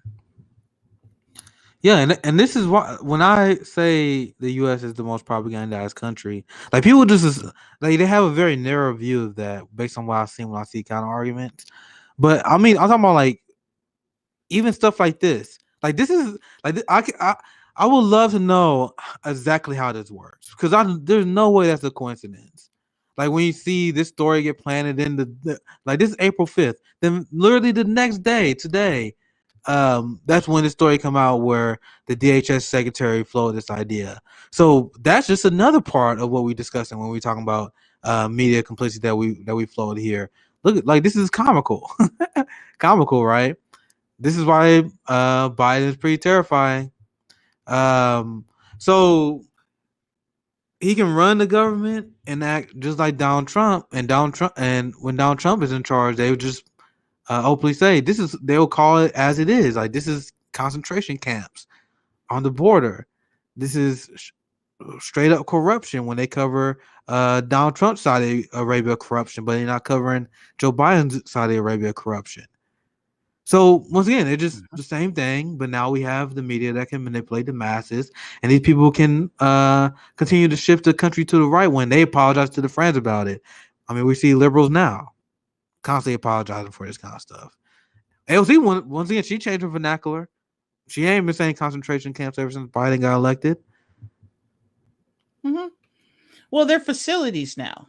Yep. You know what? Some of them even have windows that they can open. So it's not at all the same. She's not going to go down there and cry now because they can, it's instead of it being 100 people in one small room. Yes, it's 97, but that's, you know what? For those 3 people, that's what I've heard liberals say. Like for those 3 people that were released, Trump wasn't going to release those 3 people. It doesn't matter that there are still 97. It's the 3 people that were released. Yeah. And check this out. See, once again, we've seen the media lose their shit when Donald Trump was doing things just like great Twitter account here, Kim Possible Facts. So when Donald Trump saying stuff like shithole countries and demanding other countries don't immigrate here. Nick? No. Okay.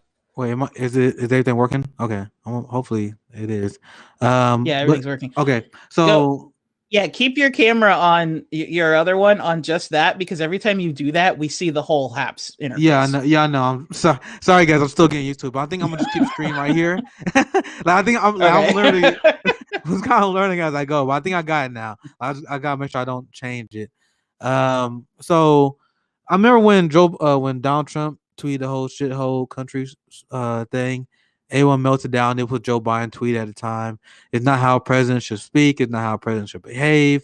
I mean, the same clutching of the pearls we've seen throughout the entirety of the Trump administration. And now we have the U.S. Embassy of Haiti just saying this, where Biden just sent a message that you guys don't come over here. And it's very interesting to see the liberal class. They don't care about these black migrants, apparently, because even the beginning of the Biden administration, I heard a stat how they deported more people so far than Trump did in an entire year. Let me see if I can find it so I can back it up. I'm pretty sure I got it saved here. But there's massive amount of deportations. I mean, this is happening under Biden here as well. Let me pull this one up here. Leave me my final one. Now we can see if we can find some comments here. But when you see, once again, I'm sorry to bring her up, but she's the most popular person, and she's the one that Democrats has at the mascot because that's her role. Unfortunately, once again, I'm not trying to always assess AOC, but she's the spokesperson of the Democrat Party right now. If she don't know it, that's how they using her. Like I don't know, I don't know if she realized that. Maybe she does. But the Democrat Party is definitely putting her front in face. She's popular. They ask her all these tough questions, and she's taking a lot of heat from this, but she's kind of volunteering for it. So when you see her pretend that that Biden administration supposed to be much better, let's look at the date this is posted, March 2nd. I mean, when you look at the Biden treatment of Haitian immigrants and how open they are about it. Once again, you can see, I can say quite clearly, don't come over. And this is because Joe Biden is backing a fascist in Haiti, by the way. And when AOC rightly says the border crisis is because of U.S. imperialism, she is 100% correct, guys. But Joe Biden is responsible for that. Let me see if I can find this story. Sorry, one more. Because liberals was melting down. You're killing me going back and forth. Damn. I know. I'm like, every time you do that, I have to keep swapping it from just the two of us to the three, and then you're like, okay, I'm done. So I'm like, okay, back to the two, and then you're like, no, here's another one. I know, like it'll be easier if I had my other setup, but we're gonna get it. Let me see if I can find this. But people was melting down. Well, when I say people, I mean I guess I should say liberals. They were melting down because there was a story where they was reporting on a poll where a vast majority of the American people acknowledged that the border crisis is the fault of Joe Biden. And my reaction of that was like, yeah, that's exactly what it is, because AOC outlined the fact that this is because of harsh U.S. sanctions, which Graham Elwood pointed out is an act of war that we put on a lot of South American countries, regime change, our overall foreign policy. And once again, we supported the fascist dictator in Haiti that led to this new immigration crisis as well. Once again, Joe Biden is responsible for all of this. So that's the right wing. This is one of the few good strategies they had, because I criticize the Trump campaign and how the Republican Party has been ran as a whole, where they could have just been much more effective running against the neoliberals, but they pretend they're super right wing. Them hitting Joe Biden on this border crisis, I guess it's obvious, but it actually is a good strategy, even though they all hypocrites. Because it's something that resonates deeply, because people remember how up in arms they was about this kind of stuff. And now they can point out that Biden is responsible for this. And now lefties like me, if I'm gonna be honest, like, yeah, they're kind of right, because if you look at the policies he supported, he's complicit with that as well. So hopefully I didn't mess up the video. I think they're still saying you pistolated. No, it's not you. My internet connection is weak, so I just look weird. So I think I just gotta get used to sharing, because once I think I maybe was breaking it. It's all Nick's fault. Nick broke it. Thank you. He admits it. No, I'm glad you appreciate the show, E. Heller. Let's see what else. Peter. He named Peter Griffin on YouTube. That's funny. Biden's throwing Kamala under the bus. When asked about immigration, he says now Kamala is that charge at the border. That's funny as hell. I don't know what, like, I guess that's what it is, because I don't know what people think Kamala's going to do about it. Because they said Kamala is going to investigate the root cause of the immigration crisis. Are you? it's though? Us. I don't think you are. I don't think you are, because that's apparently the role they picked out for her. But it's us. Yeah. Like, it's us. We destabilize other countries. Those people have nowhere else to go. Like, they can't stay in their country because of our fuckery. Like, we take out their leaders, install our puppet dictators. They have to leave. They come here. It's us. Problem solved. Like there's your investigation. When I saw that It's story, I us. was like confused because they were like, "All right, Kamala Harris is gonna investigate this and make sure." I'm like, "What? Do you understand what that entails? Like, if you want to actually stop the root problem of this migration crisis, you got to end the war on drugs. Like, you got to actually have a humane economic approach instead of just sanctioning countries to death, because a lot of these people are migrants. They're leaving because these are countries that we sanctioned, and they are leaving because they've been destabilized countries that are countries still. Once again, the Haitian is the best example, because this is where something that Donald Trump is 100% worse than Joe Biden is worse than Trump on the Haitian immigrant issue, and they are supporting the fascist dictator that is responsible for the Haitian immigration crisis. So when you say that Kamala Harris is going to investigate the issue and find the root cause, it's like, God damn, it's funny how blatantly they bullshit people. Like, that's a blatant bullshitting lie, isn't it? Let's see what else. Yeah. What's popping off Especially here? since like we're nobodies. We aren't in politics at all. But if you just look at history, you don't need a committee to investigate what happened. It was us. Like, you look in the mirror. That's where the problem is coming from. It's not, you don't need to spend billions of dollars like trying to figure out how it happened. I can tell you right now. Give me $5. Shit, give me $5 and a Snickers and I'll help you out. It was us. Okay. All that Cold War bullshit, all the destabilizing, that's why people flee. Just saying. So this was what Braca was saying. He was saying, perhaps one of my liberal friends who voted for Biden can explain how the U.S., the greatest warmongering nation on the planet, who's actively supporting repression in Haiti and gutting peace processes in Afghanistan, gets to pretend to be the global champion of human rights. Just so you guys understand what is going on in Haiti right now that Biden is complicit with, and that's a big part of the border crisis as we know it. Is Haitian immigrants are fleeing in mass, and neoliberalism is mostly responsible for the reason why we have this border crisis. And then Biden says, "Don't come here." Look, I know we fucked up your country and all that, but go somewhere else. We've got enough blacks. They're like 13%. Did anybody else think it's kind of interesting how when I was a little kid, mind you, I'm 43.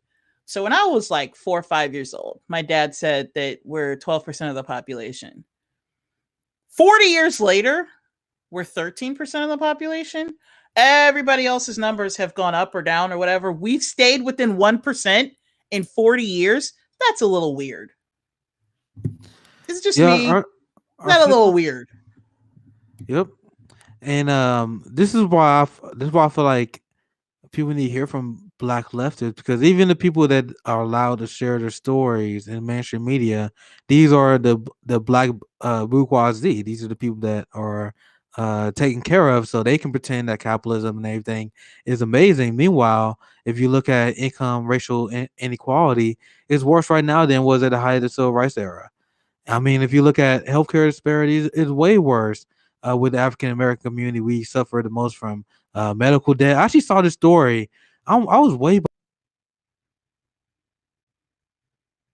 Did Nick just drop? Did he just like bounce in the middle of a conversation? He was like mid word and just gone. Or is it just me? Because I just see me. Nobody wants to just look at me. Okay, I have no idea what he was saying. I'm going to give him a minute to come back in, because I'm assuming that was an accident, seeing as how he was mid-word. I just want to say my hands are not on the controls. I did not kick him out. Okay? Just saying. Hi, J7. Hey, JB Font. I saw you in here earlier. Didn't say anything, but yeah, I'm just going to wait for him to come back. I'm assuming he's going to come back. Anywho, it's kind of weird because he was in the middle of a sentence and I don't want to like start saying something because I just kind of want him to finish what he was saying. There he is. I think Had my me in here all by myself for a minute. yep. It feels I already shitty knew to you. do I knew you so. can. I knew you Yeah, can Nick carry. just bounced. Okay. My Chrome crashed. I don't hear you. You Testing. wanna jump back in? Turn your mic on? Say hi to the people?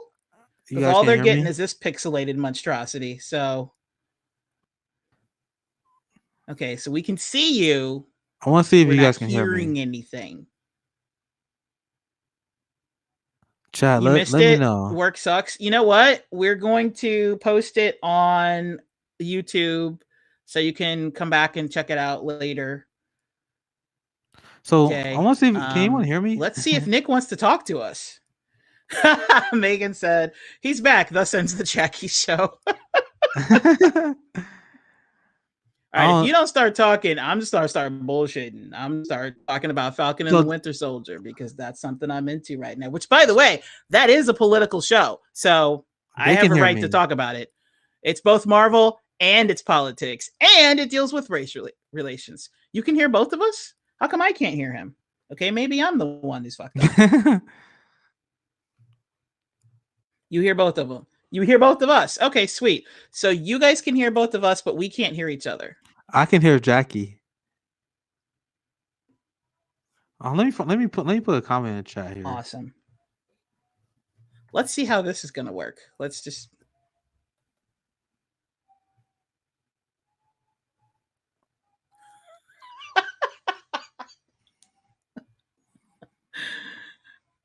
Peter Griffin's funny. Okay. Y'all hold it down for a minute. I'm going to leave and come back because I can't hear Nick at all. All right. So, yeah, Jackie going to take care of that. So, let's see. Let's get back to the con. What I miss? I wanted to cover this story because I actually missed this. I actually did not know this. So, I want to take the time to teach you guys this if you missed it.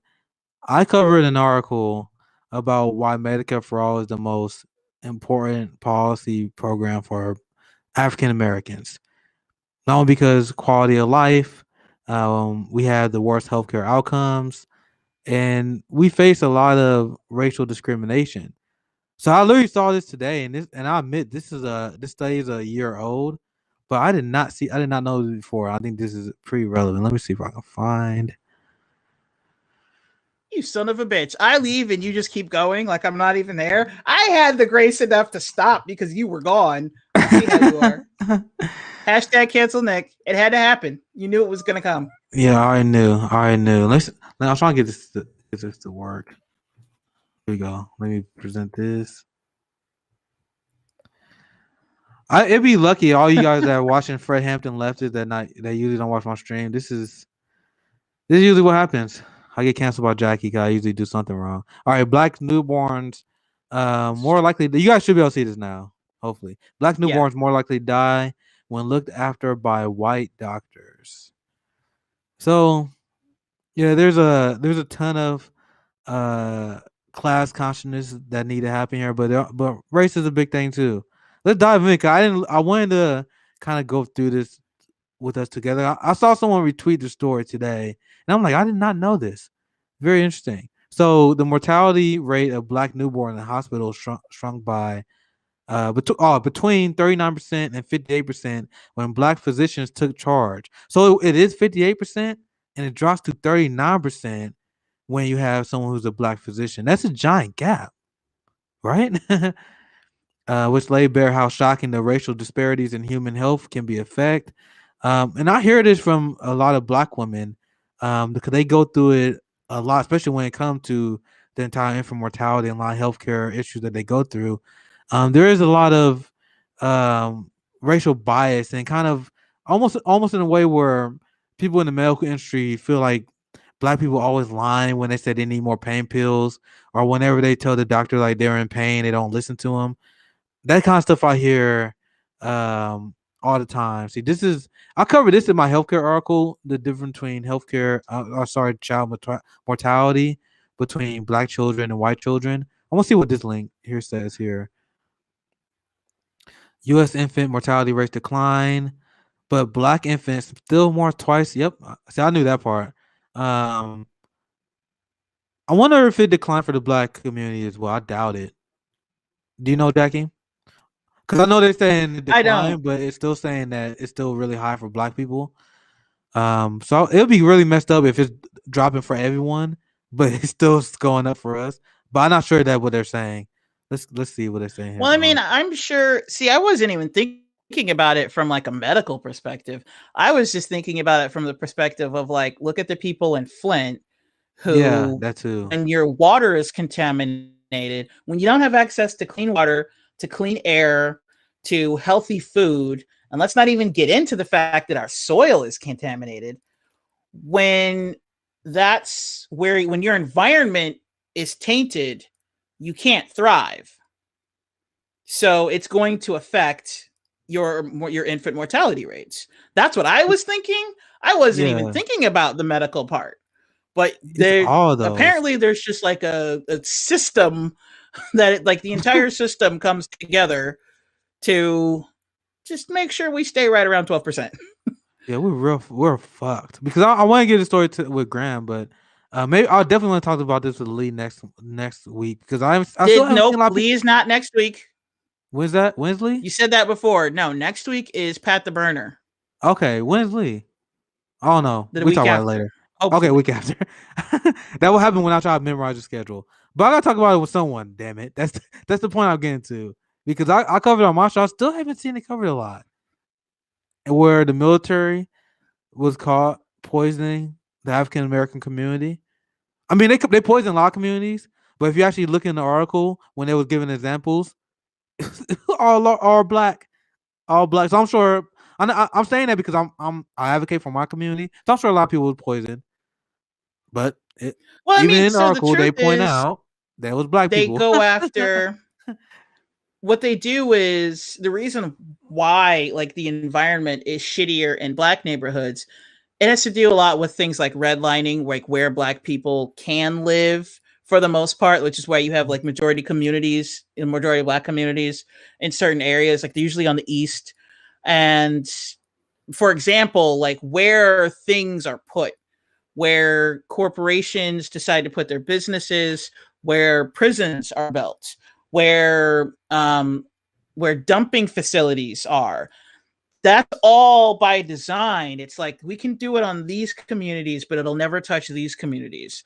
And so I was thinking more along the lines of that, but then also you have the fact that it's not like specifically black communities, but they make sure to put all of the worst elements of society, like the trash dumps, the dumping facilities for like where they dump like their toxic sludge. All of that goes in the poor communities. So it affects like it predominantly affects black people, but it also affects the white people and Latinos and anybody who lives in these poor neighborhoods. Basically, people who don't have the money or the power to say something because nobody gives a shit about poor people in this country as far as the government's concerned. So everything is put like the way society is structured, the suburbs are free and clear. Like that's the best air aside from like going up to the mountains. The best air you're going to breathe in this country is in the suburbs because like that's where the businesses that not like industrial businesses, but like the stores, they're going to go towards where the suburbs are. But all of like the industrial places that actually put the smoke into the air and where they dump things, that's going to go to the poor side. And that's why the east of almost any city is like the worst area because they basically were like, okay, where's the wind going to blow all the sludge? We want to put the poor people over there. And then the wealthier people get to be free of that. So they don't even have to like have the blowover for that area. Yep, and Jemry's point out that's environmental racism. And that's why I never understand Mm-hmm. morons who think that's a very complicated issue. Kokoff, Michael Tracy, who was like, "What's environmental racism?" It's in the damn description here.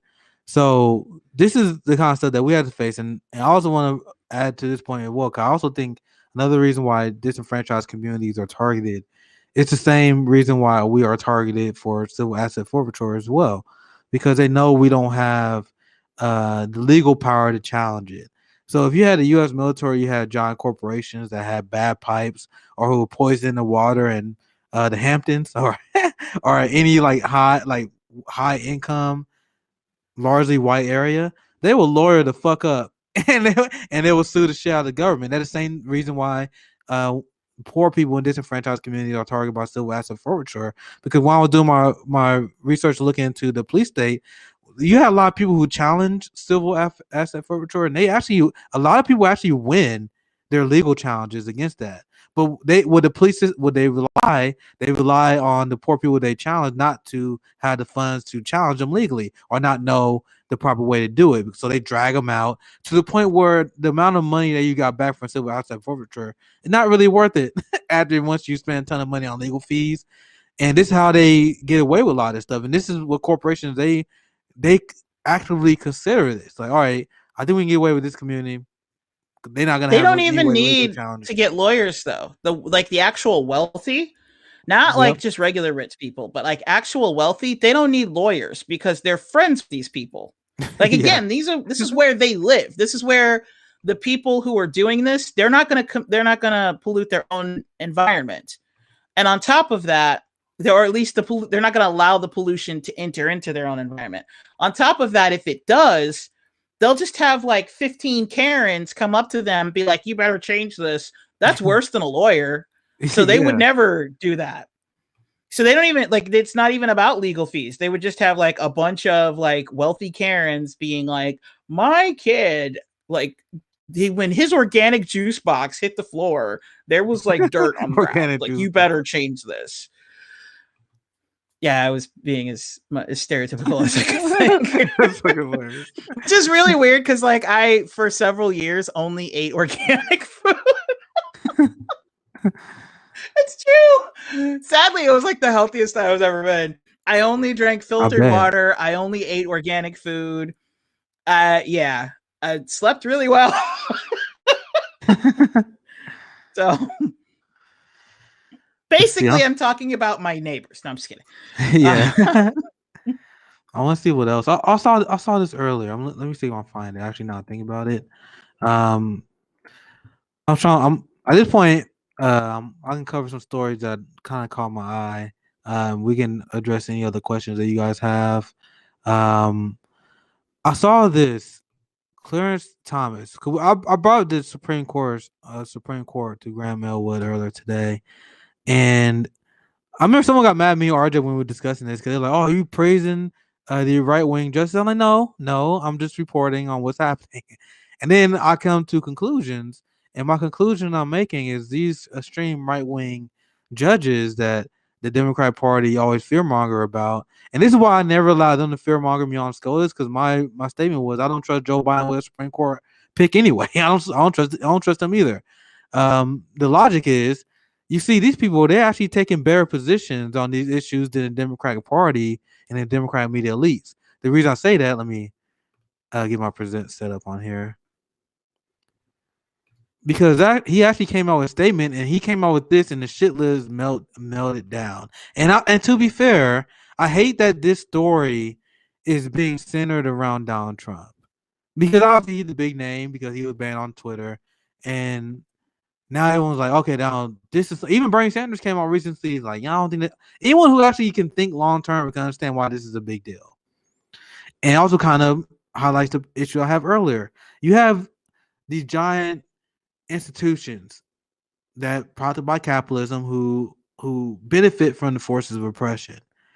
So they use stuff like Donald Trump, they use white supremacy, they use terrorism as a way to expand their power. And who do you think they were going to go after? That's why I'm frustrated when this discussion is centered around Donald Trump like this one is, because the reason why I don't support big tech companies having the problem, having the ability to just not platform people, demonetize them, is because they're not going to use that on the far right. If they do, it'll be a very small amount. They don't talk about how they use big tech companies go after anti-war pages. They go after Black Lives Matter activists, protesters, for what they say on social media. There's another story. I'm gonna see if I can dig it up here.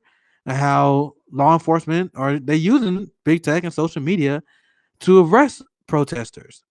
So this is the kind of conclusion we see with the state in big tech in general. And these are the pages that they often always go after is left wing. So Trump is the reference points and what they were using. But this is him standing up and essentially saying that big tech is too powerful. Let me see if I can find the relevant quote. I read through this a little bit earlier. Let me pick up here. Is that Twitter made clear the right to cut off speech but lies most powerfully in the hands of the private digital platforms. The extent to which this power matters for the purpose of the First Amendment. I'm trying to find the relevant quote I had in mind. It missed in this article. But what his stance is pretty much big tech is too powerful. I think most lefties can agree with this. Meanwhile, on the other hand, you had a Democratic Party that is trying to consolidate the power of the big tech companies. Who once again will turn it against left wing protesters. That's why I want to bring it up. And so we have the SCOTUS ruling on the Fourth Amendment, where they actually ruled in favor and expanded the Fourth Amendment on what the police cannot do to someone who they don't have detained. You had Joe Biden and the administration fighting for the right to restrict the Fourth Amendment rights when it comes to seizing guns from your homes without a warrant, which they claimed will be used on white supremacists, but they 100% will use that to disarm the black working class. I think we're gonna cover this on Thursday, Jackie. I don't want to dive too much into it right now, but there's studies that showing that black gun ownership is increasing. So we'll dive that much more on our panel on Thursday, which us at the Hampton Leftists, we support that 100%. But that's why that's who they're gonna go after with this law, by the way, guys. And that's why we got posed that. And we have Joe Biden agreeing with Donald Trump when it comes to the issue of Julian Assange and First Amendment rights. So this is why I don't buy to lesser to evil. Because when it actually comes to your actual rights in itself, there's not gonna. They both are challenging. They both attacking your rights. When it comes to the First Amendment, it's not Joe Biden agreeing with Donald Trump on that. Joe Biden and Obama are the ones who made it so that he got arrested. Yeah, it's more Trump agreeing with them. Yeah, I hear you. Yeah, they did it first. Yeah, we're on the same page. Yeah, and that's why I always tell people that Trump is just like, and also use that the right wingers too, because there are a lot of right wingers who think that Trump is different, and I always cut hard. I'm like, bro, he's just like Obama. You don't like Obama, but he did all the same, like the same argument I use against a liberal that pissed him off. I'll use on a conservative, where they pretend that Donald Trump is better than Obama. Like, no, he doing the same thing Obama's doing. So you're 100%. Well, I mean, right. It's the establishment thing. Oh, so I don't say they're the same. They're just different levels of crap. Because Obama came in saying he was going to take care of us when it came to the housing crisis, and he did take care of the billionaires. And a lot of people lost their houses, including Graham. And that's where a majority of black wealth just went down the toilet when a lot of people lost their houses. Because for black people, that was like the number one asset that they had. And with Trump, like the pandemic came around, but at least he told the CDC to authorize the rent moratorium until December 31st.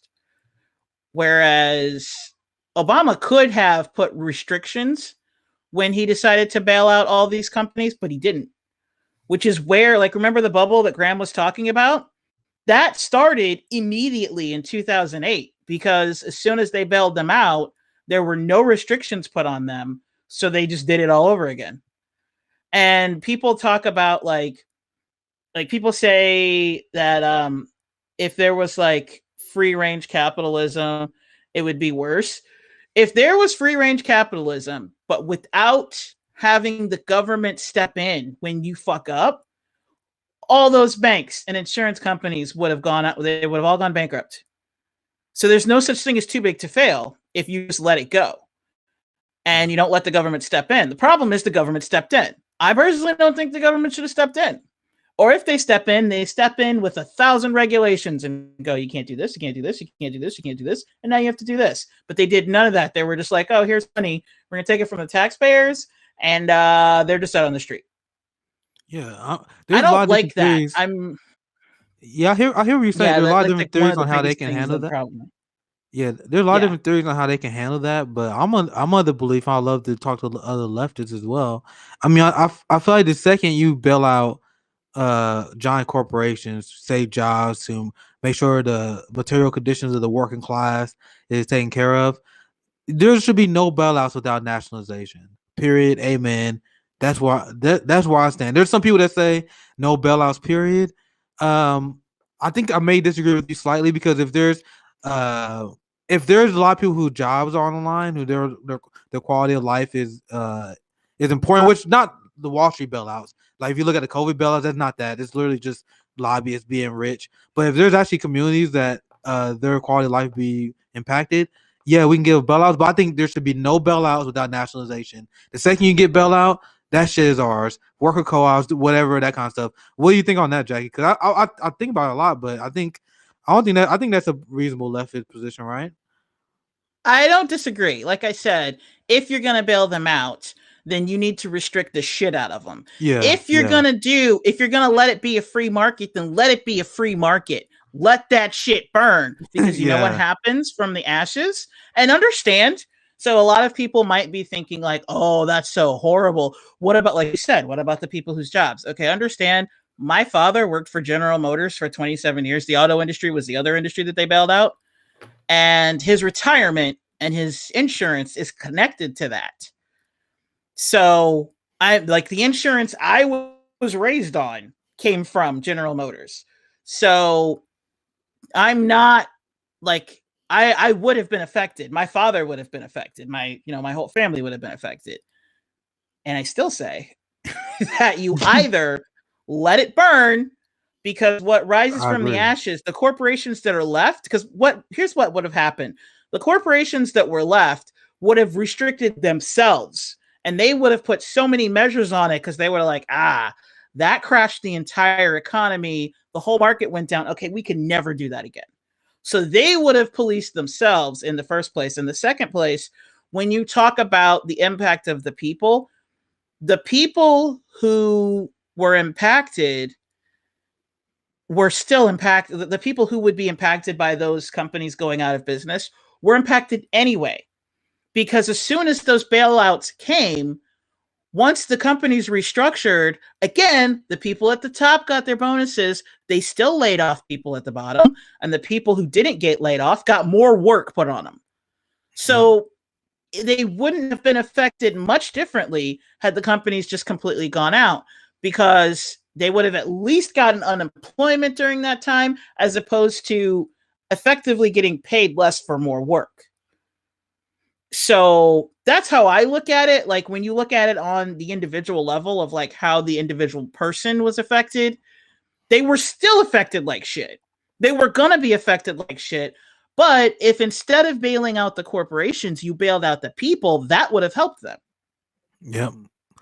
Yeah, I think And we then pretty you much could have like government jobs, which it was a thing that helped us get out of the depression. By the way, I still say we're heading for a depression. yep. I see it. And I see it. It's like, funny not how to be like the bearer of bad news, but remember what you and Graham were talking about earlier with like the next Trump is going to be much worse.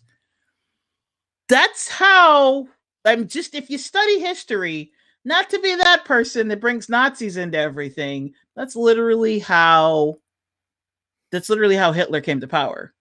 Was Germany was plummeted into their own depression, and you had a populist rise up and say it's all their fault, and everybody voted for it. Like everybody supported him. Everybody, I take that back. Not everybody supported him, but enough people supported him that he was able to get a foothold, and then he kind of took over. It was like a domino effect from there. But I'm just saying, like that's how it, like the way it was so easy for Trump to blame Mexicans on you not having a job, or the Chinese on the coronavirus, and the way people the way people so easily bought into it. The next person who's a great speaker, like basically, if you take Trump's rhetoric with Obama's smoothness, that's Hitler. That's how Hitler came to power. And he came to power right at a pivotal moment. And Bernie even tried to warn people that that's what could happen. And right now, since we're not doing anything to ease the economic depression that is coming, we're kind of going, we're just kind of following along, and we're just allowing whatever happens next to happen. Don't forget that along with all of this, the storms, the blackouts, all of that's going to get worse because environmental changes are getting worse and worse because we're not doing anything to stop it. And we're vastly approaching the point of no return on that. And like not using a straw or paying 10 cents for a plastic bag isn't going to do anything. Like that has almost no environmental impact. You have to go after the 100 corporations that are actually poisoning the planet. If you're not going to do that, you're not actually doing anything. Yep. And the liberals, they're always trying to put it on an individual scale. I mean, that's what capitalists do. Where they were like, "Oh, climate change because you and your plastic bag," even though, as you said, the giant corporations are responsible for like I think it's like 70% plus of the carbon emissions. I think that's me being very conservative. Yeah, it's like 100 corporations that are responsible for like 70+% of all of essentially what's driving climate change. So again, you and your straw or your plastic bag, it has almost no impact. Yeah, I remember growing up even thinking cars don't have the impact that we think they do. The emissions on cars, anytime you talk about the environment, they always throw some bullshit in your face. They're just like, oh, well, cars are going to be electric soon. Okay, that's cool, but that doesn't do anything about the waste that the military-industrial complex commits. Oh, well, here, just, you know what? Everybody stop using straws. Okay, but that's not that. First of all, it doesn't get rid of the giant trash heap that's in the middle of the Pacific right now. Everybody not using straws anymore or paying 10 cents for a plastic bag doesn't do anything with the shit that we've already dumped into the ocean. We're not going to address that. We're all just going to like drink out of paper straws and feel like we're doing something. We're all going to recycle shit and sing Kumbaya. And now suddenly like the climate change is over. Oh, I wonder why there are more hurricanes that are of higher intensity every single year. I don't know. Can't be a correlation with us doing absolutely nothing but performative bullshit. And that's what drives me crazy. It's like there are actual steps that we can do, but people want to believe that this performative bullshit does anything. And it doesn't. It's that 70%. If you're not going to touch that 70%, you're not doing anything. So that's why the military is one of the biggest polluters. Exactly. Yep. And I remember growing up, that's literally what they will sell us as. They'll wagging their finger at us like, oh, we were bad populists who, because of us and us driving our cars and us living our lives of consumption, we're the reason why climate change is happening. Meanwhile, it's the same thing that they do with COVID. They want to make you feel personally responsible. So it's like you're the reason why the spread is going. It can't be that we're not doing contact tracing or mass testing. It can't be that. It has to be because you're not wearing a mask properly. Yeah, now, granted, that is actually helping spread it. But what about lockdowns? What about paying people to stay home so that we can eliminate the virus at home, like doing contact tracing, mass testing, actual quarantine, a 2-month lockdown, and then we can just knock this out real quick? No, we're not going to do that because New Zealand did that and they're chilling right now. No, we don't want to do that. No, it's because that jerk won't wear a mask. Okay, that's what all of us have COVID because 3 people won't put on a mask. Okay. It's the personal responsibility angle. And it works so well, unfortunately, because like you said, we're so completely propagandized. Yeah, I think that's why Biden news, and therefore it's fact. Yeah, I think Biden and administration pushing the mask mandate so hard. I mean, obviously, once again, masks are important, but I think that's one reason why. So when you see numbers go up, and I'll pay attention throughout the course of the debates, and when he was talking throughout the course of the campaign, I feel like he was very careful on what he was trying to support and the message he was putting out. And the message as a whole was he was putting on the individual. He was putting the onus on the individual. That's why he's pushing mask mandates and those kind of things out there, because once the numbers go up and numbers get worse, like the numbers are still going, it's pretty crazy. He can just blame it all. It's not us, not our policy. It's just the people who are not doing the right thing. And that's the capitalist approach. Just like when Wall Street crashed in 2008, they were just like, "Oh, you should have your shit together." Meanwhile, when giant Exactly. businesses go bank, they always say stuff like, "Oh, you should have a year saved up in your inventory." That's them blaming the working class. Meanwhile, corporations can go belly up. Why is the logic never, "Oh, that you should have money in your savings"?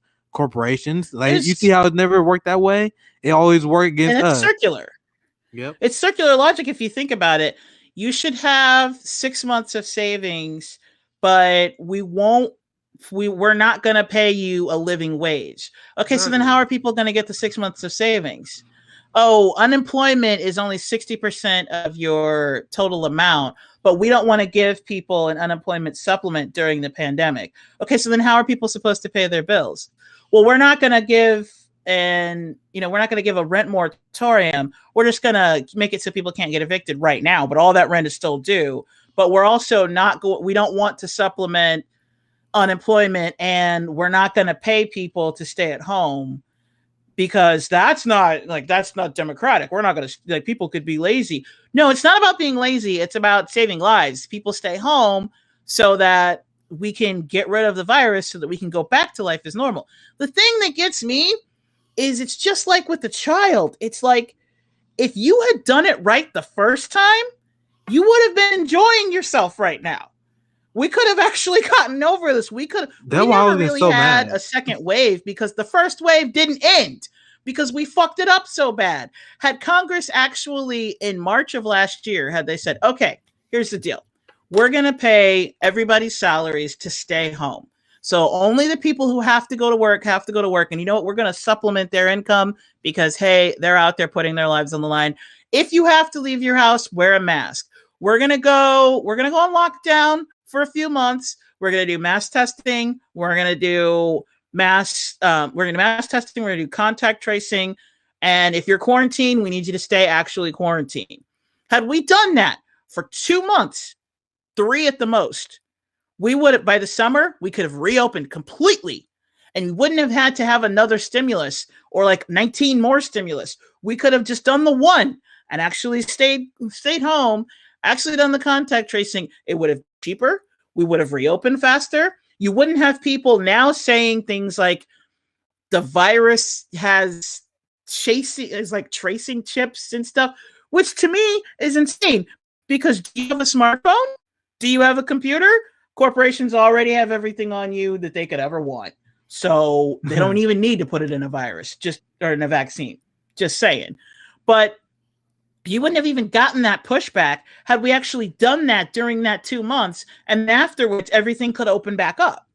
And then just tell people like, hey, for the first like month or so, just to make sure we keep cases down, everybody wear a mask. And then after a while, it's like, okay, we can go back to normal because everything, we've essentially eliminated the virus on our shores by contact tracing, mass testing. No, people don't want to violate their rights and they don't want to pay for things. Okay, so you ended up paying 4 times more and you ended up staying at home 10 times longer. It doesn't make any sense. Yeah, I mean, obviously, capitalism is not equipped to handle a pandemic, and I broke this down many times because if we just did simply what you outlined, we could have just got this taken care of. But there are capitalists that are so in love with their ideology, they rather stretch this shit out for 2 years in order to uphold the tenets of capitalism and the free market instead of paying people to stay home and shutting the shit down. Like, we could have wiped this out. But once again, you always can count on capitalism to make things worse. And that's why I always said I wasn't sweating who I was voting for because whether it's Republican or Democrat is not gonna make a giant difference because the issue is systemic. There was just a study that showed that Medicare for all and it's on its own will save over 1/3 of the people who died in COVID. So no matter what happened, I mean Joe Biden don't support Medicare for all. That would have been something we would have lived with, and Joe Biden just so happened to be on the upswing where they got the vaccine rolling out. But if Joe Biden was in charge, when Donald Trump was in charge, no doubt in my mind, and I went down this hill, that it would have been just as bad because neoliberalism cannot handle a pandemic. He just got here at the end, and now he able to say, "Oh yeah, I solved COVID." But if Hillary Clinton was elected, it would have been just as bad to me. It's not the end. This isn't the end. Like Austin Jones on YouTube just said, the variants are already here, 80% more deadly by current estimates. Canada, I don't remember which part, but there's a province in Canada that just had to go back on full lockdown because I think it's the P17 variant is more deadly than the original COVID-19, and it spreads far easier. And even with the regulations, like even with the distancing and wearing masks, they were gonna have hockey come back, and over half of the teams, like there was one team in particular where like over half of the players all came down with it, and that was just like 2 days ago. Wow. So we're not at the end. So we have vaccines, but these vaccines don't prevent you from getting it. They don't prevent you from spreading it. They just prevent you from dying from it. Yeah. So only like the vaccines really only help people that are vaccinated. And what our government is currently doing is they're trying to vaccinate everyone so that we can just get a herd immunity. Because again, these aren't the type of vaccines where when you get it, your body comes up with antibodies and you don't have to worry about getting it. Like the polio vaccine. If you take the polio vaccine, you're not going to get polio. You're going to be fine. But these vaccines, and I'm not, again, this is not an anti-masker thing. I'm not saying don't get the vaccine. I'm not saying that at all. Want to be clear. Get the vaccine if you want. If you can, go for it. I'm just saying that these aren't the vaccines in the way people think they are. So that's why they tell you after you get the vaccine, still wear a mask. Because you should still wear a mask. So, but the Democrat strategy is the exact same as the Republican strategy, which is herd immunity. Push through vaccines, get everybody vaccinated, herd immunity, so that the people who don't die from it end up developing immunity. Basically, herd immunity really helps the next generation more because they come along, like they're born with the antibodies. But the current generation, like it's going to ravage through them. It's going to, in order for herd immunity to work, it basically kills off the weak. And the strong, when they reproduce, their offspring are able, like they have a natural, not necessarily immunity, but they can handle it better. So that's like, again, I just want to be, I feel like I need to say this like 9 times. I'm not at all an anti-vaxxer, and I'm not saying do not get the vaccine. I'm not saying that at all. I'm just saying the Democrats' strategy is herd immunity using the vaccines. Right. I mean, I think that makes sense. And it may or may not work against the newest strands, which I think the latest one is from Brazil. Yeah, that makes sense to me. I mean, so yeah, I think now we see how the Biden approach is, and as you break down, it's not slowing down. It's kind of show we're fucked. But I don't know if you have anything to bring up. We're about 2 hours in. I'm kind of tired. Anything else that we should discuss here before we close it? Nope. Let's see, any questions? I am not Apocalypse, good. Jay. You're fine. I see that comment now. But anyway, if you guys enjoy the stream, like I think about almost 2.5 hours, I think we're pretty good there. Please subscribe. We upload daily. The Compton J show is on tomorrow. I'm trying to work with my schedule. I might jump on with him. But we upload daily, so it's very important to hit the bell so you can get the notification. And if you have a leftist friend, just like if you just share to one leftist friend, that'll help us out a lot. I mean, just anyone share to one. You know what? Not even leftist, because anyone. Like there are people. Honestly, it's easier for me to talk to Republicans than to liberals, because liberals just do not want to hear the truth. But Republicans tend to, not all of them, because everybody's on a spectrum, but there are Republicans that feel that the country they have the same view of the country that we do. They just have a different way of going about fixing it.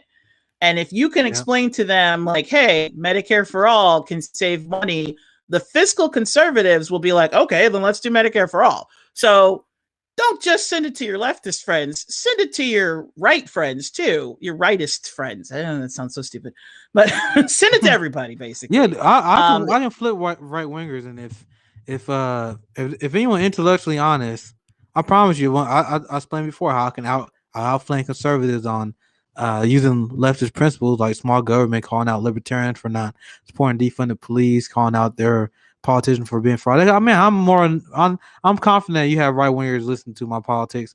Unless they're too far gone, they at least be like, I get where you're coming from. But anyway, I think Jackie, what you said is your correct. politics. So I'm Our just window politics. dressing. The politics of Fred Hampton leftists here. It's leftists plural, Nick.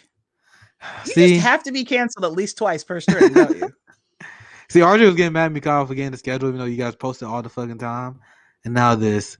Anyway, that's why I'm glad we got this network. And now I got people that can fix my many flaws. Anyway, like, subscribe, hit the bell, share with your friends, help us grow. They're the Fred Hampton Leftists. We are signing out. Thanks for watching.